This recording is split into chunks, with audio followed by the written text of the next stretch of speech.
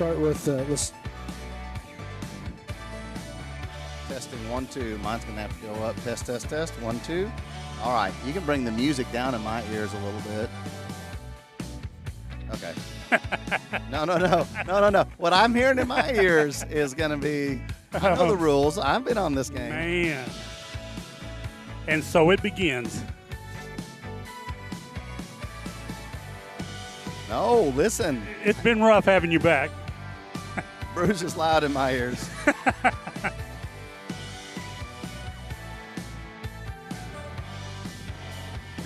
There you go.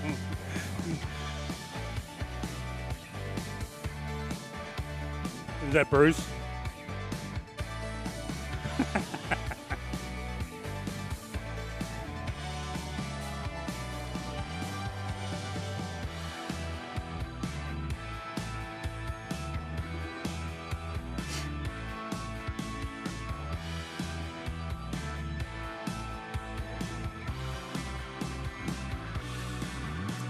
Check 1 2. Mic check 1 2. Testing 1 2 3. Mic check testing 1 2 3. We're at Cushing tonight.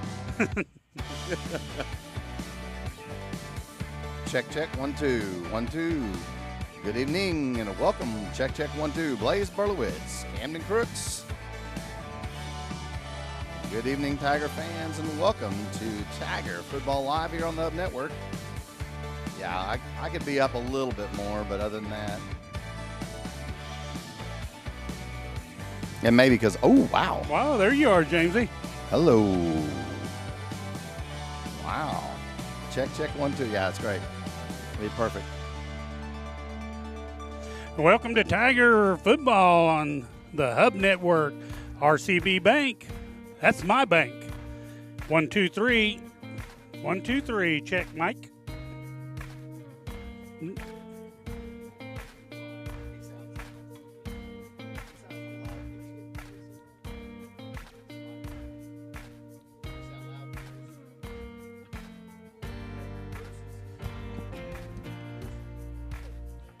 Bruce is loud in both of ours. He's really loud.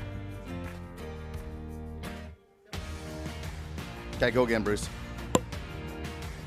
Welcome to Tiger Football on the Hub Network. That's good. Perfect.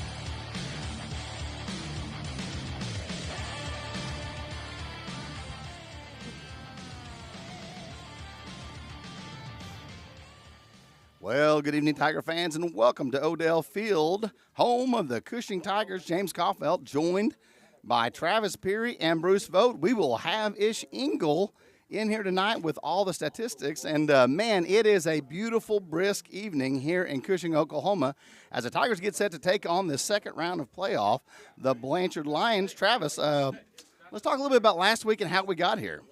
Well, the Tigers hosted here in the first round of the playoffs last week. And, one of the things that we talked about was how was the weather going to affect. It was very cold. It was very windy. And the Tiger offense came out and showed that the wind and the weather wasn't going to affect them at all. And by the end of the first quarter, the Tigers were up 21 points.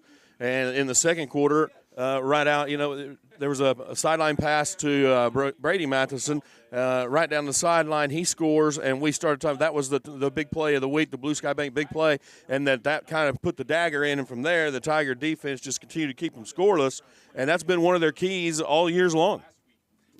Tiger defense has just been spot on the last couple of games. It's almost flawless to be exact. The speed, the getting in the backfield and causing a lot of disruption there.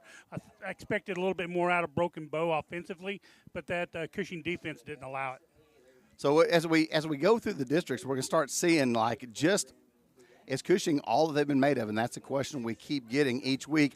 And last week we talked about this a little bit at the end of the game with Coach Morgan and kind of how the season has gone and how we got here. So we've got that interview for you here on the Hub, and here we go. Bank of Cushing, a branch of Blue Sky Bank Mahuska, wants you to know.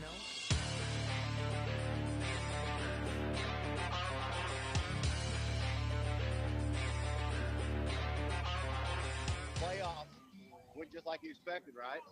No, never like I expected, but it is playoffs. We start fresh here, week one of the playoffs, and it's just another week, and it's obvious of their preparation, the way they handle things.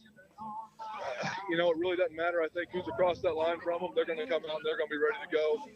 Hats off to the coaching staff for working their tails off this weekend against an excellent Broken Bow team, who has had a lot of success, and just proud of the entire group right now, the way they keep their head down. We continue to work, and I know we'll continue to do that. Normally by this time of year, we've had 3 or 4 cold games at least, and we haven't really had any this year. One really, and the heat coming into this, and then all of a sudden to break off cold. How have you prepared for that? How did you get everybody ready for that? What adjustments? Well, it was kind of hard because we were out here at 3:45 yesterday when that cold front hit, and everybody, making and anyway, there's really no preparation with the warm weather we've had and all that, but whenever it hit, and our guys are, at first I thought maybe faking it. They were jumping around saying this is perfect weather and all that, but they handled it very, very, very well.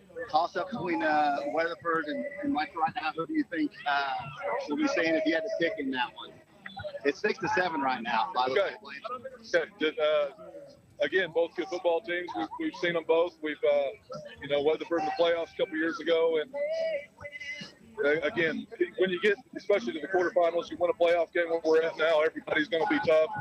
We'll prepare like we always do, keep our head down, and just keep going. Hey, it's been a blast watching you this year, Coach. Great playoff win. We'll see you next week. Thank you. Thank you. Back to you. All right, and there you have it, Coach Morgan talking about this week, and didn't know who they were going to meet, but here we are at Blanchard, and Blanchard has historically been a good team and stung us a couple years back in the playoff, or just for the playoffs.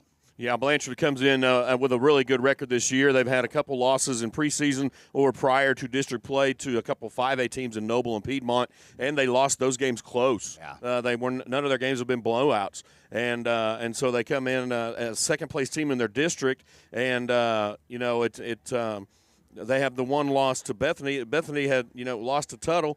40-34, and that was the only loss that Blanchard had in their district play until they were eliminated by Clinton. True, and last week against Weatherford, I think it was like a 16-12 ball game, I believe it was. Blanchard just had a terrible ball game. Looking at their stats, the passing was out of 24 attempts, they only had 7 catches for 98 yards, and then on the rushing side, they had 4 carries for 177 yards. So whatever happened last week, they've really got a lot to work through. Yeah, and it's, let's not forget last week was the first really, really cold week that we've had, and a lot of teams were playing in the snow last week. And speaking of last week, we had a chance to catch up with some of our Cushing players this week. We had an interview with Riley Matheson, and we're going to bring that right here.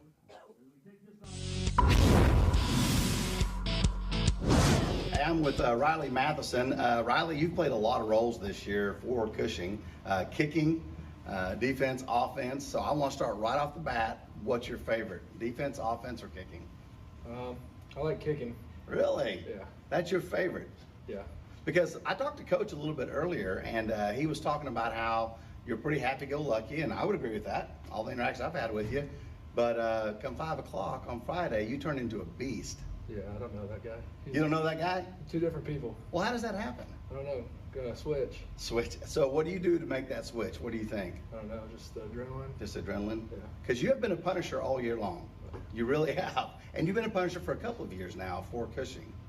So I asked you earlier, but what's been your favorite part of the season so far? Kicking the crap out of people. All right. So high scoring? Yeah. Defense, you've held a lot of people to 0 all year long. Now, some of the teams weren't great, some teams were good. What's been the secret there with Coach Fry, with you guys in the middle? Yeah, the coaches do a lot of prep before the game, get us ready. So when you guys are making adjustments, are you guys making the adjustment on the field? How much are you looking at Coach Fry? How much is just you guys making adjustments? I look at Coach Fry every you play. know. So he's making those adjustments for you and getting you set? Yeah, we've got Coach Rock up in the box, so you can see down on the field. Good. So, so Coach Rockwell up in the box. Yeah, he's definitely giving the eye look. So, looking forward to, I hate to even ask this because you got to get past Blanchard. And I know the coaches don't want you to look past that, but your last loss was a team that's still in it so far, and that was to Elk City. So, what do you think about that? I'm ready. You ready? So, you guys are ready to see them, and you want to do what? Yeah. Other than win. Oh, get revenge. Revenge, okay. Get some payback for last year. So, Riley, what other things do you have going on this year other than football? Baseball. I'm going to try powerlifting this year. I noticed you didn't mention facts, and I know for a fact that you are in facts. That's not your favorite thing? I do like cooking. You do like cooking. I heard you guys made some apple pies this week. Oh, yeah. Did you? Yeah, they're good. Turn out good? Did you guys eat them today? Yeah. Really? Were they good? All right, Cameron Crooks approved. They're really good. All right, Riley, I appreciate that. Good luck this weekend, and good luck all the way through. We hope you guys get to go ball, and thanks for joining us today. All right. Hey, hold on.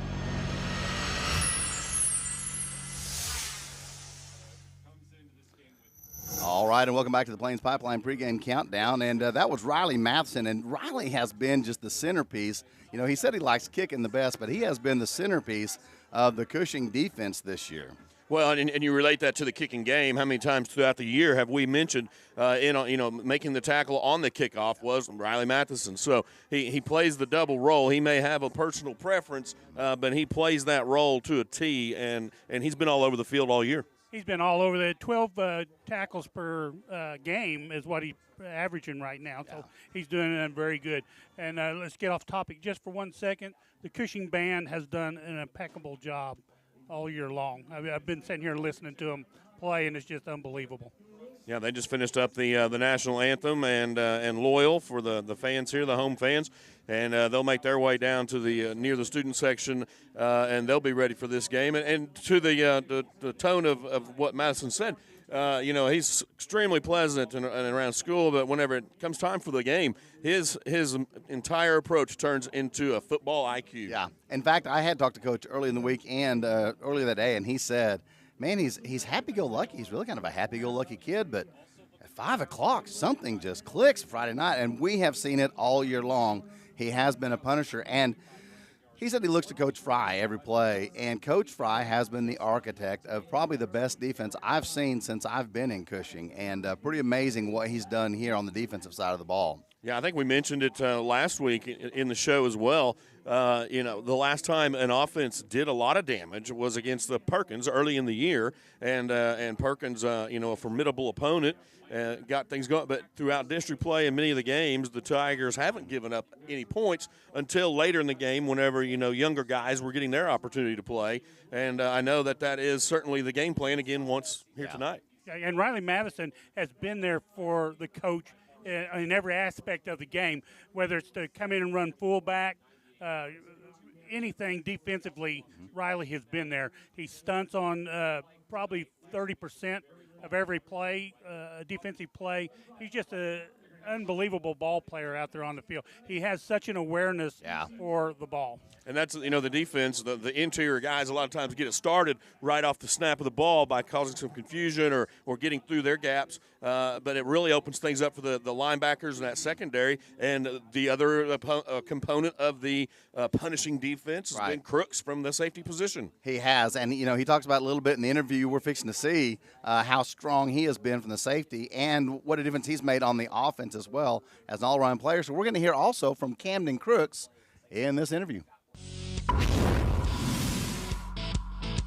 I'm joined here with Camden Crooks, and Camden, I want to talk to you this year a little bit about how your season has been. We talked to Riley Matheson just a little bit and talked about being a punisher. You would be the other side of the punishment squad for Cushing. Now, how does that work? Well, I guess the only way we're able to punish in the back end is if they let them by and the other team has good blocks. So we have to clean it up, which is what we do best back there, just clean it up. You play a lot of roles on the team as well. Tell everybody what kind of roles you play. I'm the kick returner, punt returner, wide receiver, and I'm the defensive backs. Defensive backs, free safety. All right, so what's your favorite role in that? Probably wide receiver. Wide receiver. I can give licks and take them and then catch the ball, score touchdowns. I can do it in the other ones, but I feel like I have more opportunity. Yeah, we've seen a couple highlight videos where one, you caught a guy right as he got the ball, right snapped the ball. It was a great, timing was impeccable on that. But also we see some highlight videos where you've caught the ball and then punished some guys. You get a couple blocks, but then you're the last block. Like you are really wanting to drop a shoulder and get through. Explain to us what's going through your mind in that time. Well, I kind of slow play it, make sure I have the right holes and blocks. And we do a great job, and the wide receivers and other guys block great. And then the last guy's in the way, and then there's no moves, so I just have to go right through them. It looks a little bit like you kind of want to go through them, if we're honest. Sometimes they stand there. Just got to do what I got to do, run them over, and I think it's fun. So it is, and it's fun to watch too. So what's been your favorite part of the season so far? Obviously winning, like Riley said earlier, and I think also just having fun with all my friends for the last year. I think that's one of the best parts also. The team has been so focused this year. You haven't, every game you come out like you're playing your last game. What have you guys done to prepare like that, to be that focused? All week through practice, they give us scenarios, put us in certain positions. They have their defense out there, we run against their offense we go against. We have to just do our best against it. We learn their plays, we learn how they play their defense, we watch film, so we just see what they do, and then we come out and we know what to do. Excellent. How hard was it conditioning to play both sides of the ball as much as you do? You're on the field pretty consistent. Well, I'd say a lot of it's offense for practice because we have a lot of deep routes, so I'm sitting there running constantly, so I feel like that plays a role in it. So I'll make it fair. I'll ask you the same question. Last loss was against Elk City. They're still in it. Hope they get through so that you guys can see them next week. What's your expectations there? Well, I'm hoping we win this week especially. But if they win, I'm hoping we go put it on them like we have everyone else so they can know how it feels to lose. It's kind of a recurring theme. You want to see some of that back. Yeah. What are the things you interested in this year? What are the things you involved in at school? I'm in basketball, powerlifting, and track. What's your favorite one? Football, power lifting? Football. Football. Okay, good. And pretty good in all of those, I would say. Kind of a standout in all of those. Do you think those other sports have helped you in football? For sure. Powerlifting, all of them, like even basketball with hand-eye coordination, and agility, quick on your feet.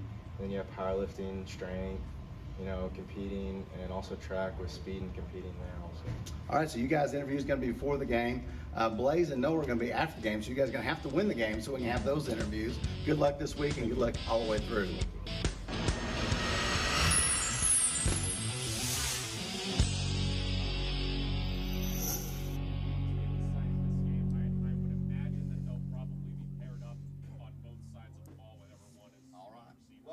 All right, welcome back to Plains Pipeline pregame countdown here with James Coffelt, Travis Peary, Bruce Vogt, and you can see in the background, Ish is back. We got the Ish back. And so our statistician for many years, and he's going to be keeping stats and keeping them on the iPad where hopefully I can log into that and we can show that on the screen. And so we've got a lot of things going on this year, a lot of neat stuff. And one of the things that stood out to me, interviewing both of those young men, and it stood out like it was a glaring standout, was their humility.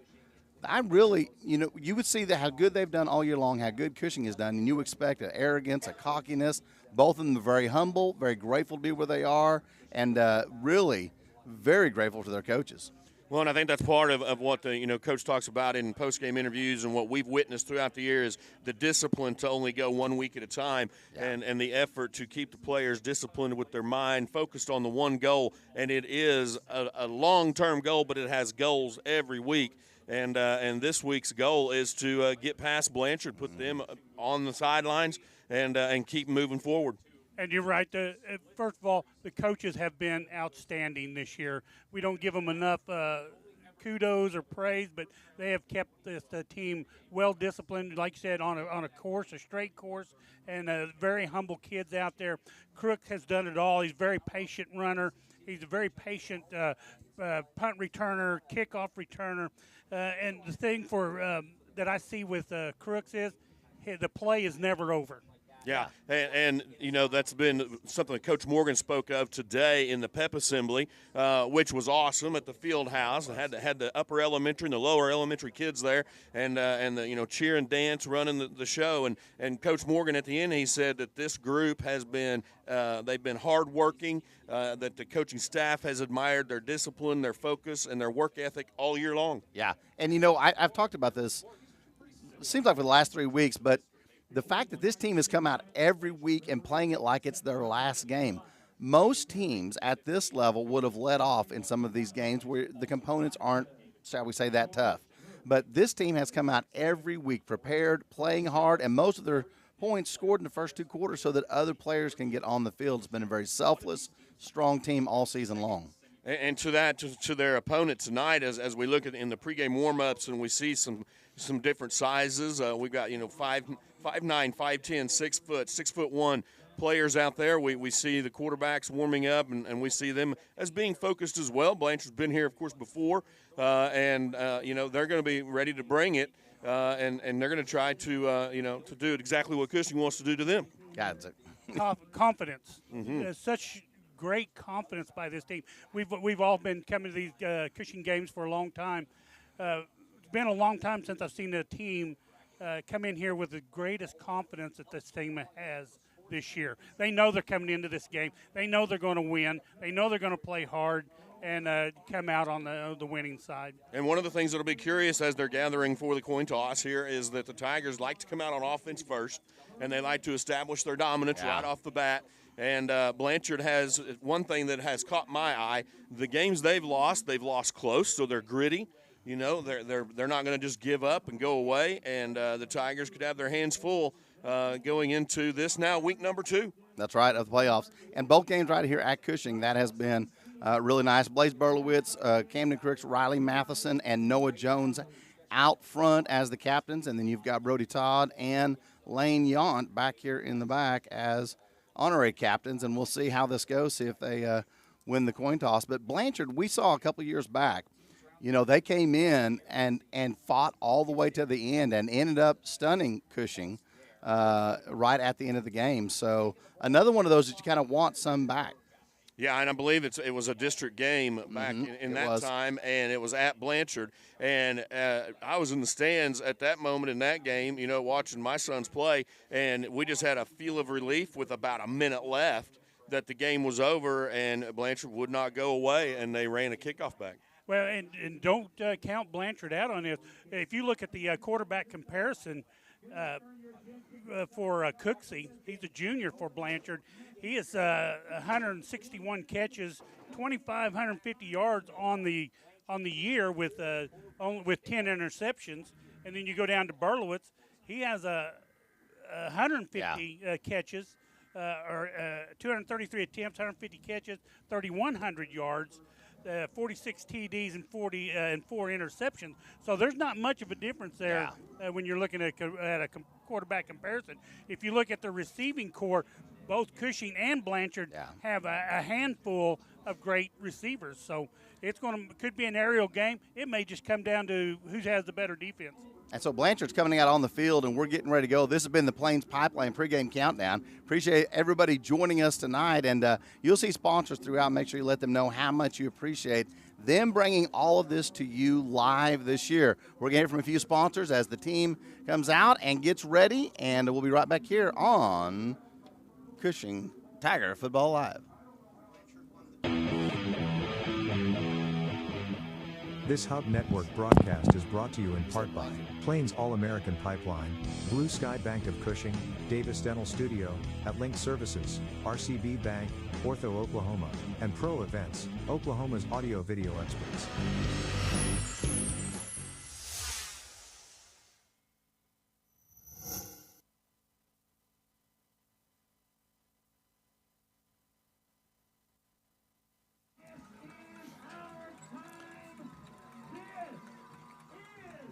And here comes your Cushing Tigers getting ready for tonight. And Travis, you're our play-by-play man. Ish, our statistics. Bruce, our spotter. And James Caulfield here. I'll be filling in as Travis gets ready to take it over on the play-by-play. Travis. Well, it is a brisk evening, and we first want to say thank you for joining us as Tigers are hosting the Blanchard Lions here in week number 2 of high school football playoffs. And you can't ask for anything better than a nice brisk night. The wind has not gotten up and out of control as of yet. The precipitation looks low, and the Tigers are going to come out, I believe, on offense first as Blanchard won the toss and deferred to the second half. That's right, and they chose to kick to the south end zone. Cushing going to receive to the south end zone and head back towards the north. But the wind shouldn't be a factor tonight. I saw online, I looked it up, and it's between 0 and 2 mile an hour wind tonight. Unlike last week where the wind was blowing, shouldn't affect it any tonight. Crooks and Yount back deep for the Tigers, standing near the 16-yard line as the Lions are getting set to kick from their own 40. And the Tigers have now waited an entire week for this game. A team they used to play in district play has gotten it kicked off, and that will be taken around the 20-yard line. Call it the 18. And a little bit of room still left at the end of the play. Gain a few more yards. Tigers will start around their own 31-yard line. Yeah, good convergence by Blanchard there as they got to the ball pretty quickly. We're going to know what? 23. Bowles is going to be credited with the tackle on that one. Landon Bowles. Wasn't that no on the? And I believe, yes. Noah was on the return. Sorry, I was listening to the tackle. Noah did get it on the far side. So, and he will now be in the backfield as the Tigers have their offense in 2 wideouts to both sides. Again, starting from their own 31-yard line. Blanchard's front line, as you can see, I have a fully stand-up front line that oftentimes is used in pass rush situations. So they're obviously coming out looking for the Tigers and to put down the Tigers' passing game as that one goes wayward on Crooks. And, folks, you'll hear in the background the Oklahoma Sports Network on the other side of the press box here with us. And so this game well covered by the Hub. Okay, they're going to call that pass was a backwards pass going out of bounds at the 25-yard line. So they've backed it up now 6 yards. Tigers face a second down and 16. Very awkward moment as the official set the ball down and the Tiger offense was back over where the other one was. That fumble recovered by Berlowitz. Don't think a whistle's blown yet. So Tigers now backwards on their second play. But thankfully, as it's that time of year, Thanksgiving coming around the corner, Berlowitz was able to cover that one up. Well, and that ball is like a rock with it being so cold out there. When it hits you, it hurts. So right now, Cushing coming off with a kind of an odd start for them. They're usually on the more aggressive side. Well, and a little this, a little of that, and a lot of times you can come out too hyped And we often talk about sports teams that settle in after, a possession or two.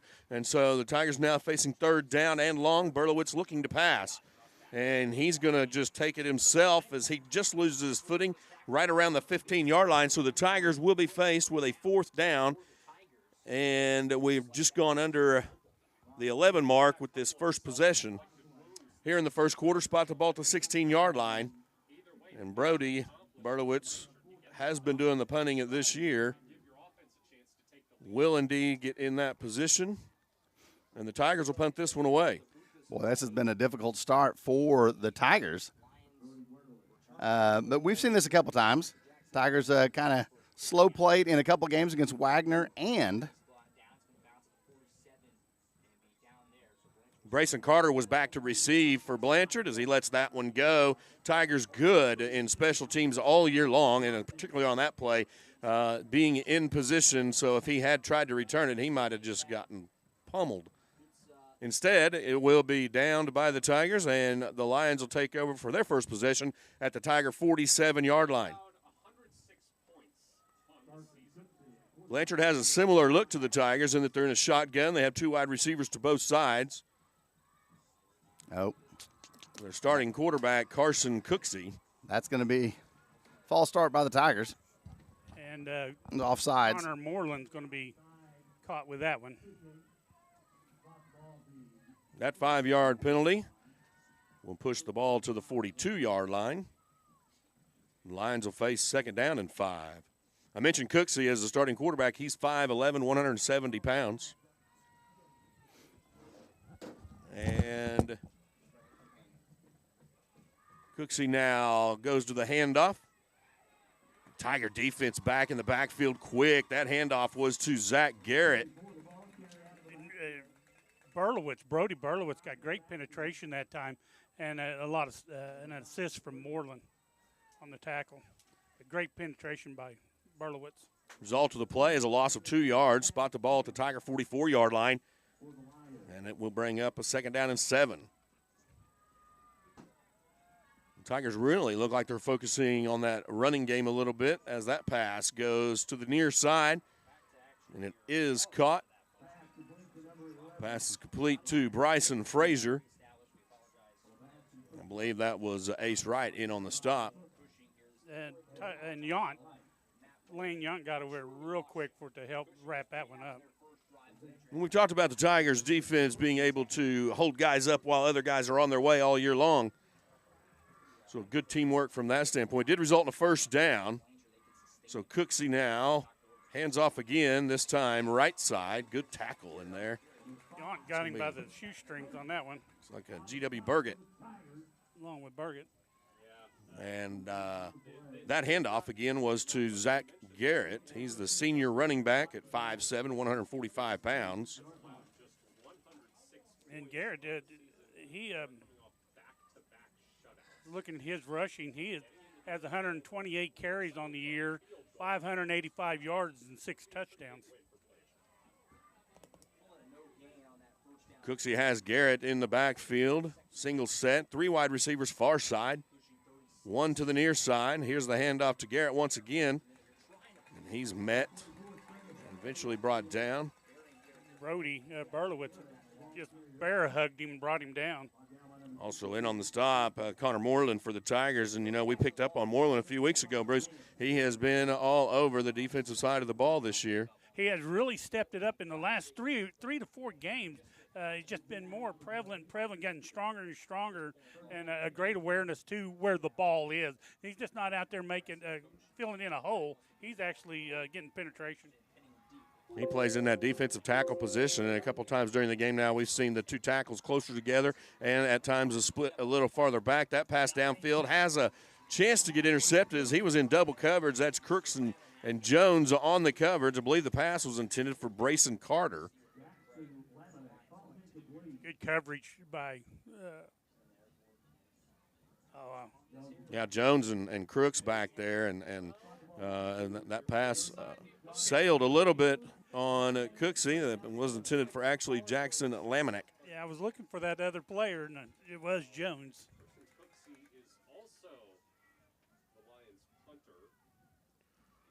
So Cooksey now set to punt, facing a 4th down and 10 situation. Cushing's not even going to drop anybody back. They're just going to. Most likely hoping that this one's just going to go into the end zone. Cooksey will stand at the Tiger 44.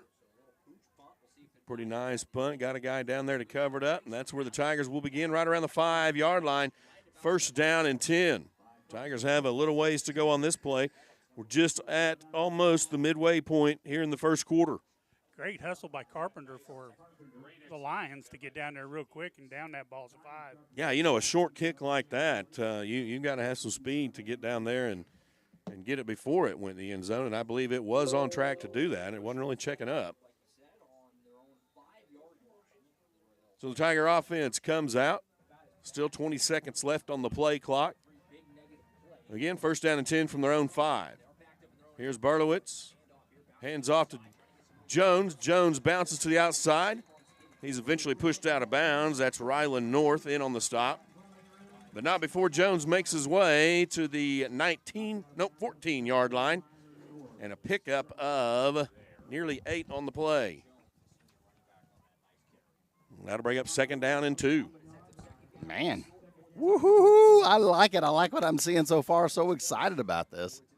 And we're looking at the Tiger offense now maybe going a little bit more of their up-tempo, which they like to do. That handoff over the right side to Jones. He'll gain a couple before he's brought down. Several Lions coming in on that one. Not only do they like to do it, but, you know, it's worked very well for them this year. I like the Tigers' strategy here in their second series. They're just trying to get the tempo set. They're trying to, you know, they're going to make a couple run plays, get some yardage, get some tempo going. Ball now spotted at the 18-yard line, 1st down and 10. Barlowitz pitches this time to Jones. Jones gets met on the outside and tries to reverse field. And he gets swallowed up eventually as a loss of a few on the play, maybe 10. 67. We'll say about 7 yards. 6-7 yards on the loss. Taken down by Blake Woods, number 67. Man, boy, they did swarm. You had the nail on the head there. So kind of establishing some running game here in the first several plays of this possession. Of course, you might obviously would do that being pinned a little deeper in your own territory. Yeah. Try to give yourself some breathing room. This 2nd down and 17. He'll fake that run pass option. Hits Crooks over the middle. Oh. Crooks can't, but How does. did he keep a hold of that one? I think he held on and he did. Wow. So hand it to Crooks for handing the ball back to himself after he caught it. Kind of bobbled it a little bit, but came away with it. We'll give him 5 yards on that, but still, I don't know how he kept a hold of it. He'll be back at the original line of scrimmage now, 3rd down and 10. Hey, I don't know about you guys, but I think the cold is coming up through the floor and freezing my feet. There's definitely I don't think I got some thick enough breeze. boots on or something. I mean, I only have 3 pair of socks on.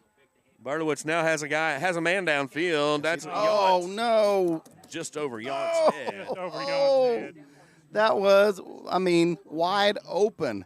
If he just could have got there and couldn't get turned and get the jets on. And cold nights do different stuff. Well, and Yount ran an awesome pattern. I mean, he took the defender to the inside like it was a route that was going across the middle, and at the last second, he breaks, comes to the far side, or comes back to the near side of the field. He was wide open, and credit that to the pattern he ran. Lions now set to return this punt by Barlowitz, very high. And takes a little bounce, not much, mostly out of bounds, and for their second possession now, the Lions will start in the Tiger territory around the 47-yard line. Yeah, I want to mention a few more of our sponsors. Of course, the Plains Pipeline pregame countdown, but don't forget also Davis Dental. She's been the sponsor of our scoreboard for many seasons now. An absolute great sponsor for Tigers, and we have a lot of action going on up here tonight. It's fun. We got competing broadcasts and competing competitions. So, yeah. Playoff football at its best. Rebecca Davis, DDS, go see her for all your dental needs. Tiger defense now gets through. Cooksey goes ahead and gets the ball away, but it falls incomplete. That's Crooks on the coverage. I got to tell you what, Moreland was putting the pressure on back there on that quarterback. The quarterback just had one step on Moreland. Yeah, and it gets more difficult to throw whenever you don't stop and set your feet. So it makes timing routes and down and out routes a little bit harder to hit. And in that case, it did go a little wayward for the Lions and the intended receiver, Brayson Carter. And, Moreland was right there, but also Crooks step for step. And came across, strong safety, picked him up step for step. And, the receiver's hearing that. Coming behind him, as hearing footsteps, as they say. Play clock gets down to 3. All right, there we go. There's a sack in the backfield, drop for a loss. That's going to be Horn. Yeah, Horn coming through from the defensive linebacker position. And tonight would be a good night to be at Calamity James and watching this on their TV, to be honest. Yeah, it's a big loss. It is. It's a big loss on that play. Puts Blanchard back in their own territory at the 45-yard line.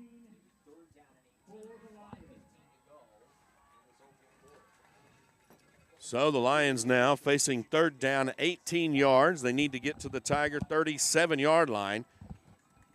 Cooksey has 2 wide receivers to both sides. He looks to the far side, and a screen is set. And he has a couple blockers and slips a tackle. And that's going to be Reagan Palmer, sorry. He'll make the yard to gain and get the first down. Costly error for the Tigers, as a few of them just lost track of where they were and didn't really get blocked as much, just ran into the play. Jones on the tackle. So that'll spot the ball at the Tiger 35-yard line. It'll be a first down and 10. The Tiger defense now wanting to step up and go the other way. Cooksey now 2 wide receivers to both sides, but 1 man in motion. Coming through. That's Matheson. Matheson, I think, said, okay, that's enough of coming this way. Yeah. Oh, be still my heart. The Punisher coming through the middle. Man. And we've talked about that. He's hit some guys so hard this year. But, man, the adjustments that the Tigers are able to make, that's been, I really believe, the difference maker for Cushing this year, especially on the defensive side, is how quick they can make those adjustments and backing up Blanchard all of a sudden. I believe that was Zach Garrett, number 24, and he is the senior running back at 5'7", 145 pounds. And he's going to remember 33. Yeah. This pass comes near side, is complete. Wright is there to cover it up and take his man out of bounds. The pass was complete to Bryson Frazier. Ace Wright does a great job there, breaking down, perfect open field. Not a tackle, but he just spins him out. And it would have been a tackle, I believe, if they continued on. And so, picture perfect right there. And we're right back to 3rd down and 10. Yeah, that's the type of play where you're saying, nice job of keeping the receiver in front of you. He gets the pass. Okay, if you go for the pass and miss it, he's going to get a first down plus some. Right. So Wright keeps him in front of him, takes him out of bounds, and now you're facing a 3rd and long. Exactly the type of thing. And Blanchard's had a couple of long 3rd downs. There's Cooksey's pass. Boy, he threaded a needle on that one. He gets it complete. That's going to be Cork Pierce. He's the 5'11", 155 sophomore. And be close to a first down. Yeah, Crooks was 1 step away from jumping the route on that one. Yeah, he kind of put that pass right between 2 of our defensive players. And who caught it? It was Cork Pierce, number 23, with the catch on the play. They're gonna mark him a little bit short of the first down. So, this 4th down play, certainly you would expect the Lions to go for it. 3:20 here in the first quarter. I believe Cushing will bring the house on this one. Might just be doing try to get the Tigers to jump, and that's what they do. And it did work, unfortunately. It'll be a 5-yard penalty. Burgett will be assessed with that penalty. And that'll put the ball at the 20-yard line, so Blanchard's starting to knock on the door. First down. We've talked about this for several seasons now, but one of the things as you get into playoffs you have to do, number 1, play position football. Don't play outside of yourself. Don't try to do too much. Play your position. Do what you need to do. And here you get a little excited trying to do too much and jumping off sides, and that's exactly what Blanchard wanted and got. Cooksey now is going to hand off back to the inside. Interesting play as they were making everything appear to come our direction, and the inside counter play was a handoff to Zach Garrett, and the Tigers are there to put a stop on it. Horn played his position, didn't get fooled. He stayed home, got the tackle.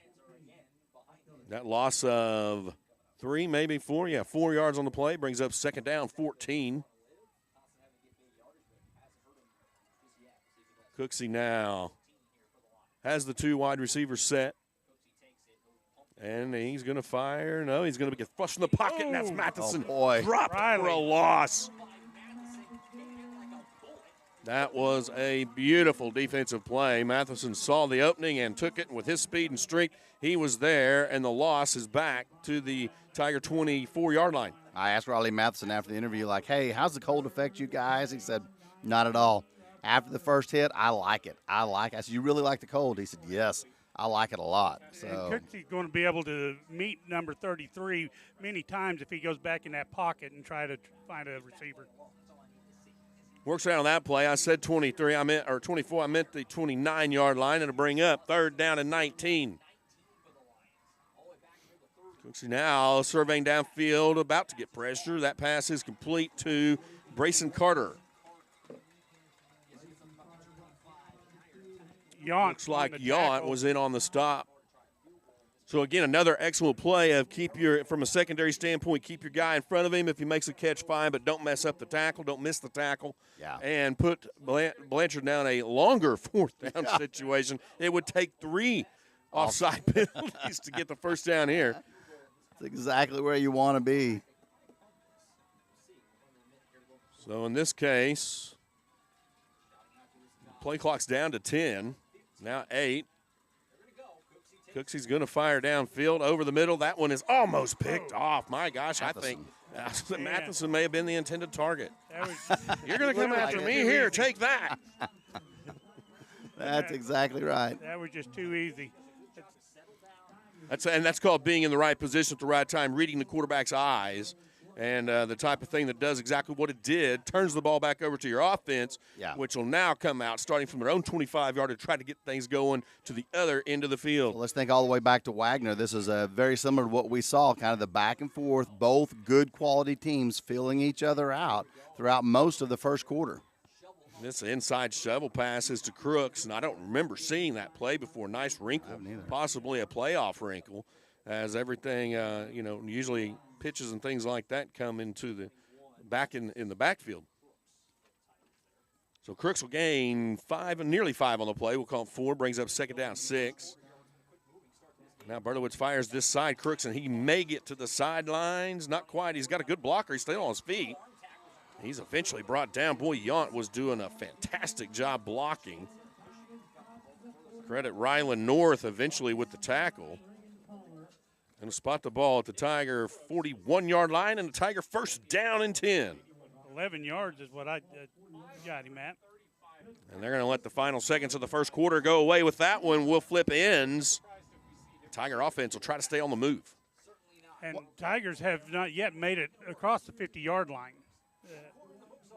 And that's something that they haven't been accustomed to in the first quarter. Yeah, first quarter in the books. We want to talk about a few more of our sponsors here. One of our fine sponsors, RCB Bank, sponsoring RCB at the half and Votes Notes, and we appreciate them. They have been a fine sponsor for Cushing. And by the way, you can connect with them at rcbbank.com. Finance your personal and business needs with us. RCB Bank, that's my bank. Don't forget also Ortho Oklahoma sponsoring the Ortho Oklahoma wrap-up.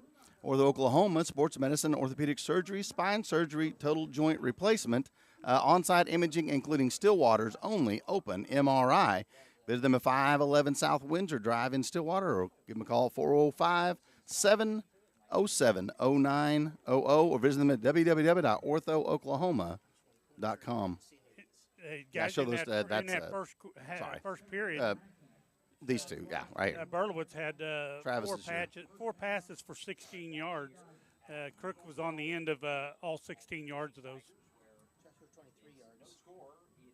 And here Blanchard comes.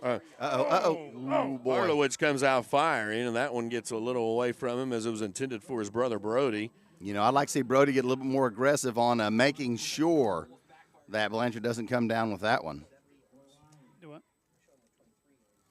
Now we've got second down and 10. Tigers spotting the ball at their own 41-yard line. The wide receivers, well, I should say Crooks goes to the far side. More of a bunched set. Still 2 wide receivers both sides. You just kind of have that feeling that at any minute the Tigers are going to break out. It was a nice run by Jones as he lost the ball, picked it back up, and kept his head moving downfield. He'll make his way near the 43-yard line. Call it to 44. Everybody just a little bit out of sync so Jones far. has 4 rushes for 7 yards so far in the game. He had that 1 7-yard loss that really hurt his stats on that one. Going to bring up 3rd down and 7. Barlowitz now with Jones to his right. And that's Brady Matheson, the intended receiver, makes the catch and makes a man miss, gets down to the 40. So I've mentioned this all year long, but as you start shutting down 2 or 3 of the Tigers, you double team Camden or you shut down Brody Berlowitz, and all of a sudden you've got a Brady Matheson, you've got a Lane Yon, you've got all of these different ways that the Tigers can go. Now the Tigers will go up tempo. That handoff over the right side to Jones. He's got room, makes a guy or 2 miss. He's eventually taken down close to the 30. We'll call it the 31-yard line, and that will be a gain of nearly 9 on the play. And Tigers again hurrying to the ball. This type of offense has been, when needed, the type of thing that gave most of its opponents lots of trouble, and this handoff to Jones is going to go near the 20, make it the 21, a pickup of about 10 on that play, and that'll be a Tiger 1st down and 10. And Noah Jones, just the way he's developed and how he wants every extra inch and fighting for it, you can see. Flag. There's going to be the Tigers' high-tempo offense working in their advantage and in their favor as Blanchard was trying to make substitutions, and the Tiger offense was already snapping the ball. The players couldn't get off. Penalty flags came down. Now the Tigers will have that illegal substitution penalty work in their favor.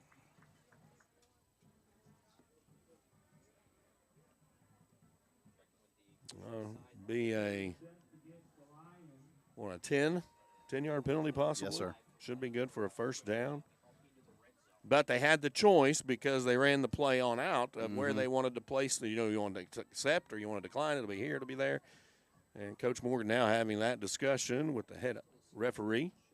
That's where coaches, that's where they're on their money, is making those decisions quick. It's a constant battle of quick decisions the entire game that the whole game hangs on. Yeah. So after the penalty being 5 yards to 10, it'll be spotted at the 16-yard line. Tigers have a 1st down again. Hey, I'm not afraid to mention I was wrong. Absolutely not. And we got a 1st and 5 out. Flag. That pass to Matheson, it goes out of bounds and just beyond his reach. Might have a holding penalty or something here on this one. We would hope not, but yes, sir. It is. Being a spot foul, that'll go 10 against the Tigers, but it will still be 5 yards forward, 10 yards backwards, and that's not the direction we want to go. It's an old 80s hit. Take 2 steps forward. Take 2 steps back. It will be spotted at the 32-yard line. It'll be 1st down and 20. So for the 3rd 1st down in a row, Tiger offense getting signals in. And Blanchard, I believe, threw the flag on that one. Yeah, I believe Jones. Illegal. Now this is something, as you play a quality team, that you just can't afford. The Tigers are going to have to clean this up and clean it up quickly, make the adjustment on offense. The good news about that is those adjustments can be made, and an offense and a defense can make those adjustments. That moving defensive line for Blanchard can get tricky. Berlowitz now flushed but finds his target, and Brody is out of position for that one. The incomplete pass will bring up 2nd down. 27 yards to go, and we're at the 10-13 mark here in the 1st half, just 2nd quarter. And, of course, at halftime, during Votes Notes, sponsored by the RCB Bank, Ish Engel will be here with the more copious stats. Mine are not too copious, 7 of 32 for Barlowitz passing. And here he'll pass again. He's got a little pressure, fires. He's got Brady man. Matheson. Touchdown. Touchdown, Tigers. Brady Matheson. Man. Here we go. This is. So the Tigers now 6-0 will attempt the extra point, much in the fashion that they have throughout the year. Swinging gate. Hilligoss on to hold. Matheson will attempt the extra point. And we'll get back to that play in just a minute as it developed. It was a great throw and an amazing catch. Matheson now gets the kick up and good. So at 10:06 remaining in the second quarter, your Tigers have struck first, 7-0. Man. Great play by the Tigers. Want to mention a few more of our sponsors here. We talked about Ortho, Oklahoma, and Blue Sky Bank. Blue Sky Bank is sponsor of the post-game interview, also sponsor of the Big Tiger Play each week, and they're giving money back into the sports programs with that Big Tiger Play. So appreciate Blue Sky Bank, your hometown bank. Matherly Davis Funeral Home. Every life has a story. Visit them at 402 East Broadway Street in Cushing, or give them a call at 918-225-3103. Matherly Davis Funeral Home. And Stillwater Transfer and Storage. Locally owned, established 1956. I know, Joe. I will have it in just a minute. Doc, I was doing one too many things. There's a missing part of this graphic, folks. There's a AAA, and you'll see it in just a minute. I'll have that cleaned up. I don't want to mention how many other things I did tonight or today. So I'm going to turn it back to Travis. Hey, and nothing, all that aside, hello to Doc, and we want to thank them for being a sponsor of Hub Network and Tiger Football Live right here on Hub Network. As Matheson gets set to kick from his own 40-yard line. And what I was wanting to come back and say now that we have a quick moment was that credit Brady Matheson for not giving up on that route and staying with that as he was able to secure that ball right at the end zone and pull it in. Now the Lions taking it from inside their own 10-yard line, and they'll get out close to the 25 before eventually taken down. And that is a return by Reagan Palmer, number 9. In on the tackle was Makata and Jacob Horn, or not Jacob Horn, but Kiowa Tate. So now the Lions start from, I believe, their worst field position so far in the game at their own 25-yard line. And the Tiger defense will come right back out now and try to keep things on this end of the field as we're just under the 10-minute mark here in the second quarter. And that handoff goes up the middle. And eventually the tackle, I believe, Hilligoss and Matheson in on that play. That was a handoff to Zach Garrett. Hilligoss and Matheson, you're correct, along with Burgett. Looks like a gain of 5 on the play. Spots the ball right at the 30-yard line and brings up 2nd down and 5. One of the things you credit Blanchard with on that play was getting that 5 yards push, and credit the Tigers for pushing back. They're going to try a similar type play this time. It's going to go back for a loss. Whoa, Yount got in there quick on that one, just had him one-handed until the troops showed up. That tackle was made in a fashion of, I got you and I'm not letting you go. Lane Yount with 5 tackles. That's my favorite fashion of tackle, by the way. Yeah. Hey, that's going to bring up 3rd down here for the Lions now from their own 30-yard line. And Cooksey changes Garrett to the other side. He'll pass this time to the right side. The pass is complete. Jones on the tackle. Jones on the tackle and Frazier with the reception. And that will give Blanchard a 1st down as they spot the ball right at the 35-yard line. So far, that's been, they've had a couple of running plays that have been good, but they've gotten some of their bigger yards in the shorter passes out in the flats. The Tiger defense so far not giving up the big play. This handoff, Garrett over the right side. He's swallowed up. Matheson getting up from the pile. Looked like Moreland might have been in on that tackle as well. There was a pile of them over there, Travis. That's going to spot the ball at the 30, just shy of the 38-yard line. Gain of about 3 on the play, brings up second down 7. Cooksey now bobbles a little bit, fires one out into the flats to the near side. Yeah, that one's low and mishandled a little bit and just fired it out into the wide open flats. Nobody to home. Yeah, the pass was intended for Reagan Palmer, and Wright was on the coverage, but the wayward pass could not be wrangled. So the Lions will face a 3rd down and 7 now. Tiger defense keeping everything kind of in front of them thus far, and it's worked, keeping out so far. But Blanchard having some success. I just realized something. Those guys in the other room, the PA guys, they got the heater, and they got their window open all the stinking way. Yeah. Wow. That's going to be. I know he does, but man. I believe a timeout on the field, and. Hey, listen, with that timeout, I'm going to clean up my mess, and Doc, right here it is, just to prove that I did have it right. And, AAA self-storage, Stillwater Transfer and Storage Shop, 1956, locally owned. Let us make moving easier for you. Doc, we appreciate you coming on. And that was on me. Give them a call, 405-372-0577. Stillwater Transfer and Storage. Coops Fast Lube and Tire, the sponsor of the game ball each week as we highlight one of the Cushing Tigers for excellence. Giving out the game ball from Coops Fast Lube and Tire. Visit them at 803 East Main Street.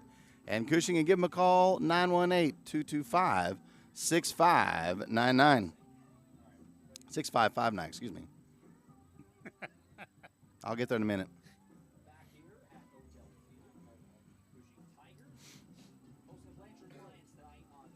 The Lions returning to the line of scrimmage. And they took the timeout, so they have 2 timeouts remaining. Tigers still have 3. It's 3rd down and 7 from the Lions' 38-yard line.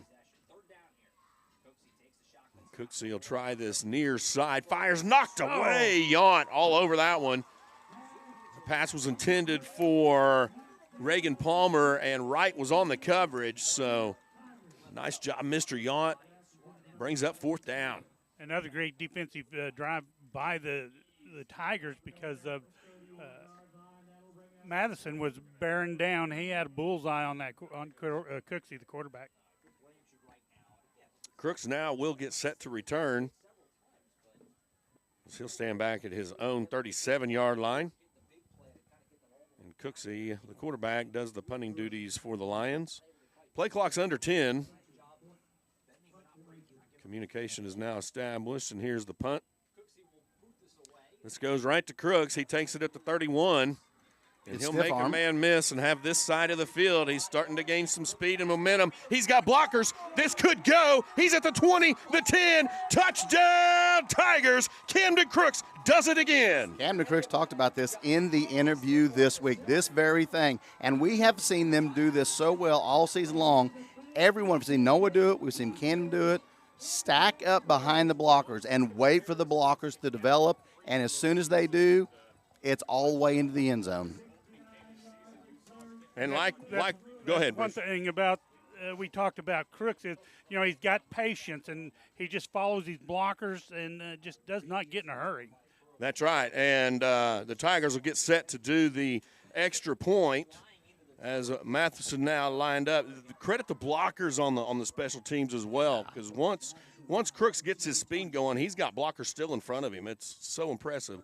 That kick is up, and that kick is good. So with 7:48 remaining in the second quarter, the Tigers now up 14-0. And ladies and gentlemen, that will be the Blue Sky Bank big play of the game. That's right. Camden Crooks returning from his own 31-yard line and going 69 yards, if my math's That's correct. right. I think that's exactly right. 69 yards for a touchdown, and that is the Blue Sky Bank, big Tiger play. Hey, want to mention a few more of our sponsors here as we go through these. Listen, Calamity Jane's, if you have not been to Calamity Jane's, oh, man, I want a big shout out. Listen, you guys may not know this because we're here every week, but at Calamity Jane's, every week, while the game's going on, they have them going on all around, and they are packed with people watching it, but they're also packed because it is a great place to eat. Not only get good barbecue throughout the week, but you can get wood-fired steaks on Fridays and Saturdays, and they are some of the best steaks. I'm not saying this because they're a sponsor. I've said it before they were a sponsor. Some of the best steaks I've ever eaten in my life. Amazing. Calamity Jane Smokehouse and Barbecue. Give them a visit and give them a shout-out and say you heard about them here on the Hub Network. That'd be your tried, tested, and true. Yeah, listen, very, very sensitive. Frontier Bowl Family Fun Center, 525 East Pine Street in Cushing, or frontierbowl.com, located a quarter mile north of Highway 33 on Highway 18, Frontier Bowl Family Fun Center. Matheson set to kick from his own 40. The Lions back to receive, standing at, well, they'll take it at the 12-yard line. We'll try a middle seam. Very patient, waiting for the hole to open. The Tigers are there to close it. The tackle is made, and the Lions will start from near their own 30-yard line. Credit tackle to Horn and Jacob Kimmel. Hey, I'm going to mention something as they're getting set. People ask me all the time, why do we have so many libraries? Why do we have these sponsors? Listen, the reason you get to watch this game for free at home, no cost to you, is because of these sponsors. The reason that we keep improving it is because of these sponsors. And I can promise you can ask anyone up here, we're not getting rich off of it. Not only that, but our crew has given back every year to Cushing Athletics. And so, credit Joe for that and how he has that set up. Cooksey now tries the left side. Yount comes flying in, bats it away. Yount has just been all over the field on defense tonight. Lane Yount has showed up and really, we talk about developing players. He is one of those, and you can see his receiving is becoming more confident, but, man, on the defensive side of the ball, wow, wanting more of it. I have him down for 6 tackles, and right there, that was a big play.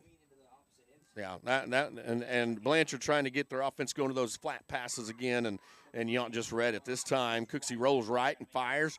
Jones on the coverage. The pass was intended for Bryson Frazier, but it goes incomplete and brings up 3rd down and 10. So the Tigers have had 2 strikes now, go for touchdowns, and the defense looking to hold on this 3rd down. Lions pinned a little deeper in their territory still, sitting at their own 31-yard line. This is where we have seen in the past the Tigers start to take over a game. It was a stalemate in the first quarter, but that was one of the fastest first quarters we've had all season long. Sure, absolutely. Man. And you can see that the defense is getting into their grooves. They're being more disciplined. They're waiting for the ball to snap. They're not jumping. That pass downfield, Jones is there on the coverage, and I don't know that you could draw that up any more perfect in that Jones was patient. He had a step or two. He waits for – he got the position on the play so that when he went up, there wouldn't be any interference between the two of them hitting each other. That was well done. Oh, come on. I disagree with both of you. You could definitely drive that more perfect. You could come down with the ball. Yeah. Other than that, we might get another punt return. Yeah. And in that – no. Oh, man, I'm telling you, that was beautiful coverage by Noah Jones. So it is a 4th down and 10, and Cooksey's in a punt formation. The incomplete pass will stop the clock, so there wouldn't be any reason to delay the punt. There it is, almost blocked coming through as Matheson. Crooks will not – that touched well-aware play by Matheson. That touched Jones. Yeah. But Matheson was Crooks, while he was clearing out, he was looking back and paying attention, and he jumped right back on it. So the Tigers will maintain possession. Really save the Tigers. Smart heads-up play, very heads-up. Very heads-up. And that's one of those things that you just drill and drill and drill, and you hear the coaches all the time, get away, get away, get away. You've got to clear out because once it makes contact, then it's a live ball again. Yeah. And Jones wasn't even doing anything wrong. The ball took a bad bounce his direction. Well, and he's blocking. His back is to it. I mean, it was. That's right. And his guy that he was blocking saw what was happening, was trying to drive him into it. Mm-hmm. So really, I mean, that's heads-up football on both sides. Oh yeah. This handoff to Jones, he has room. He gets across midfield and spins, taken down to 45. He's eventually brought down by Brayson Carter.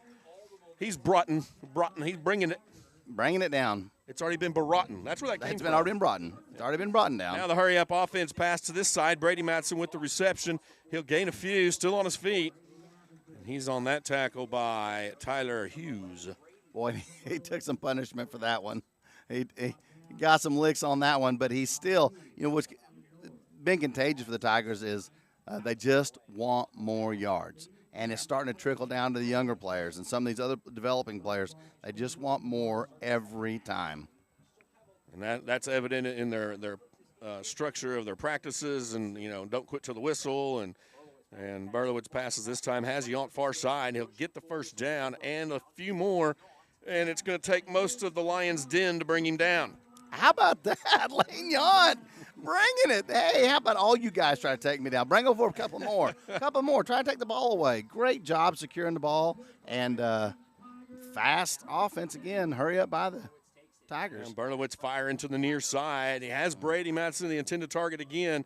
And Brady was just a little not off on the pattern. He got tangled with a defensive player who fell down, but that's what put him a step off.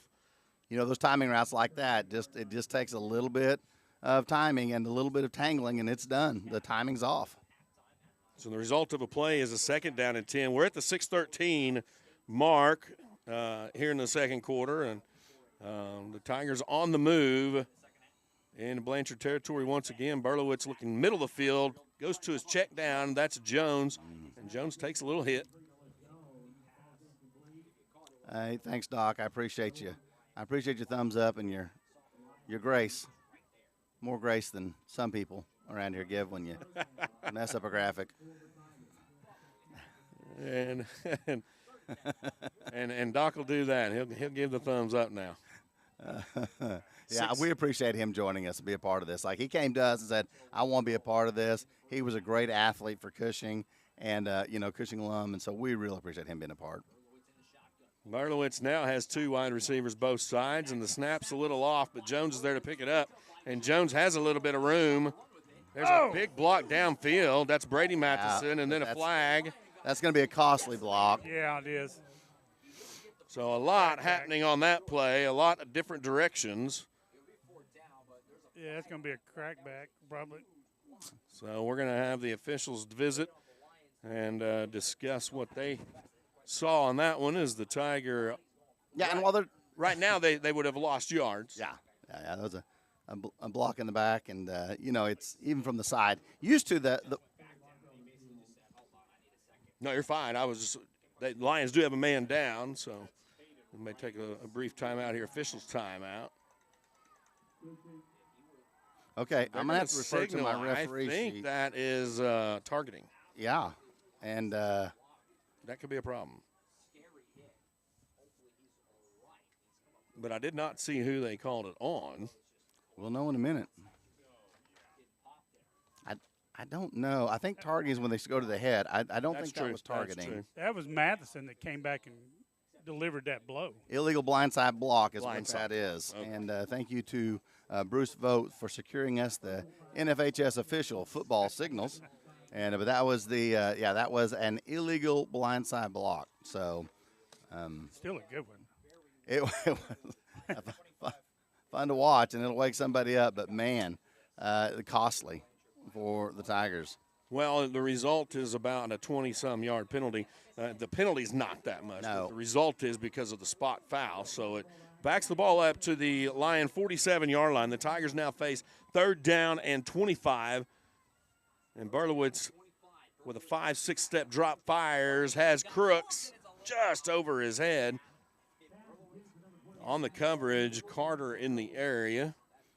You know, what's impressive about a play like that is, Blanchard's back there, but Crooks is just, speed and the way these guys run routes, he was all alone. Yeah. He was surrounded by him, but he was there. Pass just a little high. That will happen. So Brody Berlowitz now set to punt. He'll stand at his own 42-yard line. Nice high punt. And it's going to take a Tiger bounce, and it's going to get really close. Oh, Wow. Good job. Okay, Tiger defense in good shape after that one. Nice punt, Brody Berlowitz, and it'll be down to just at about the half-yard line. And that's where Blanchard will start first down and 10. And Tyler Yount was the one that got down there quick and down it. Lane Yount, yeah. Sorry about that, Lane. All right, so Broken Arrow Electric, another one of our fine sponsors. You can be called the branch phone at 918-258-3581. Broken Arrow Electric Supply for all your electrical supply needs. So we appreciate them and coming on this year. Cooksey now in his own end zone, and probably wise, tries to get the Tigers off sides. Very wise by the Tigers not jumping. 10 seconds left on the play clock. And there's the snap and the pass, and it's a pretty deep pass to this side. I believe the Tigers may have that one. Ace Wright with the interception. Ace Wright going up and had position, and the pass was almost caught by Reagan Palmer in a very skillful one-armed way, but Wright had both arms on it. They come down, Wright has it, and it's a turnover. So good, and those are the plays right there that will really change the momentum for the Tigers. Back them up deep and then get a turnover like that. Now you got a short field to work with, 5:25 remaining in the first half. Tigers would love to go up with a 3-score lead as they are starting from the Lion 27-yard line. And Berlowitz looks to the far side. Now he finds a little bit of running room, has a man there. That's Jones, his check down receiver. He's got room and makes a move. And he loses some footing right at the 10-yard line. He'll be taken down there. Nice pickup and gain. The Tigers may, with this spot, still have a chance to get another first down because I believe they're just short of the 10-yard line. They're on the 11. That was Jones's first catch out of 2 attempts, 18 yards. Shirley Haney says she's watching from Columbia, Missouri. John Wood says he's watching from Claremore. And we appreciate all of you joining in, watching on the Hub Network.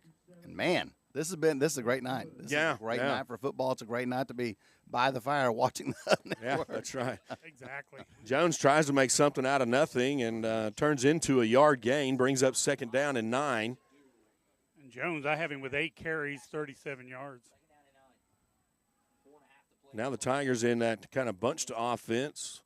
We'll hand off Jones. He'll wiggle inside down near the 5-yard line. Penalty flag does come in. So the sticks don't go anywhere yet. Line of scrimmage marker doesn't move. And that's going to be, looks like a personal foul and a blocking violation, chop blocking violation on the Tigers. So still knocking on the door, still making things happen, just making it a little bit harder on themselves than they would like. I want to mention a few more of these. Larry Turner says he's watching from North Carolina. Nice. Tanner Blackmore says another Cushing alum watching from Gainesville, Florida. Keyshawn Cummings watching from Bethel University, another alum. Justin Lilly right here in Cushing. All right, man. Appreciate everybody joining us tonight. Trips wide receivers near side. Berlowitz looks that way. He fires. He's got Brady Matheson, and he catches that, and I believe his forward momentum is going to be marched around the 20-yard line. Nice catch and way to hold on as I believe that's Caden Wright and Jackson Lamanick team up for the tackle, and Lamanick now a little sore. He's going to come off. But most importantly, Jamie Briggs-Caulfield. Doug Thompson, several others watching. Right, so, right. you know, Denise Kennedy watching. So appreciate our spouses supporting the Tigers. Berlowitz hits the near side again, this time Matheson again, and he makes a move, but he couldn't get out of the 2 players that had him, so he'll go down around the 11-yard line. They'll give him forward progress to the 10. So the Tigers facing 4th down and 9. Brady and that Matheson. would be, the question would come up. Would you kick a field goal with Matheson's leg? We've seen him make from this distance. You got a little bit of wind at your back, not much. He tried last week. Yes, and, would you? Got a No. bad snap. Berlowitz now with 3 wide receivers near side, 2 wide receivers far side, all wide receivers Empty backfield. He fires to the end zone. He's got Crooks. Touchdown, Tigers. That's why I said, like, could you? Yes. Should you? No. And they didn't. And I love the barrel roll catch by Camden Crooks there. You know, and I think something else that plays a role in that decision might be that, yes, we could take that, and we've been a little back and forth with them, and we could, spread out by 3 more points if we got it. However, I'm trusting my defense right now. Exactly right. We've played this entire second quarter on this end of the field, and they're just starting to get into their rhythm. Why don't we go for this, score another touchdown instead? Yeah. Drive another stake in it while you're at it. Hilligoss with the hold, Matheson with the kick. Beautiful kick. See, he's going to see, Coach, I could have made him. Touch. Extra points good, 21 to nothing with 2:45 remaining in the second quarter. I've got Crooks with just 3 catches for 26 yards and a touchdown. That's 20 touchdowns on the year for Crooks receiving. All right, don't forget another one of our fine sponsors, Oklahoma Credit Union, Oklahoma Community Credit Union, mobile app, co-op shared branches, lower loan rates, higher dividends on deposits, and lower fees. Experience the member different. Give them a visit at 405-743-3328. That is Oklahoma Community Credit Union. Some of those fine sponsors, hey, when you go in there, make sure you tell them, I saw you sponsored the Hub Network, and I appreciate it. Man, I almost think we better let that door close. If we're taking a vote on that, put me down as a yes. Matheson getting set to kick from his own 40-yard line. Again, we're coming here, 2:45 remaining in the first half, and the Tigers have just gone up by their 3rd touchdown. And we've seen the Tiger defense really come alive here in the second quarter. And even though the Tiger offense had really kind of hurt themselves on a few penalties, the Tiger defense does what they've been doing all year. And Matheson really gets behind that one. It's going to be taken and then touched back. It's touched back. So it's taken by Reagan Palmer, but as he entered the end zone with the ball, the officials blow that one dead. And Blanchard will start from their own 20, 1st down and 10. And here the Lions will try to put something together before going into halftime, and they want to try to make a statement. They're not going to go away. We mentioned in pregame they've been the type of team that never gave up. They've played in a lot of close games, and the ones they've lost close. So. Yeah, sorry, I got distracted watching the Hub Network. Yeah, it was almost like a replay there. Did you post that you're watching from the booth? You know what? I should post that. That's a great idea. Hey, this tackle in there, that's going to be on again. He gets in untouched as the play develops, and it should be, a drop for a loss. Also, Jordan Bush is watching from Omaha, Nebraska. Wow. Thanks, Jackie, for sending me that. But Carissa Wright is watching from Branson, Missouri. It doesn't get any better than watching the Tigers from Branson, Missouri, celebrating their 20th wedding anniversary, and a 96 alum. Yeah. I don't know. That Florida one sounded pretty nice to me. Oh, Florida. That's no Branson.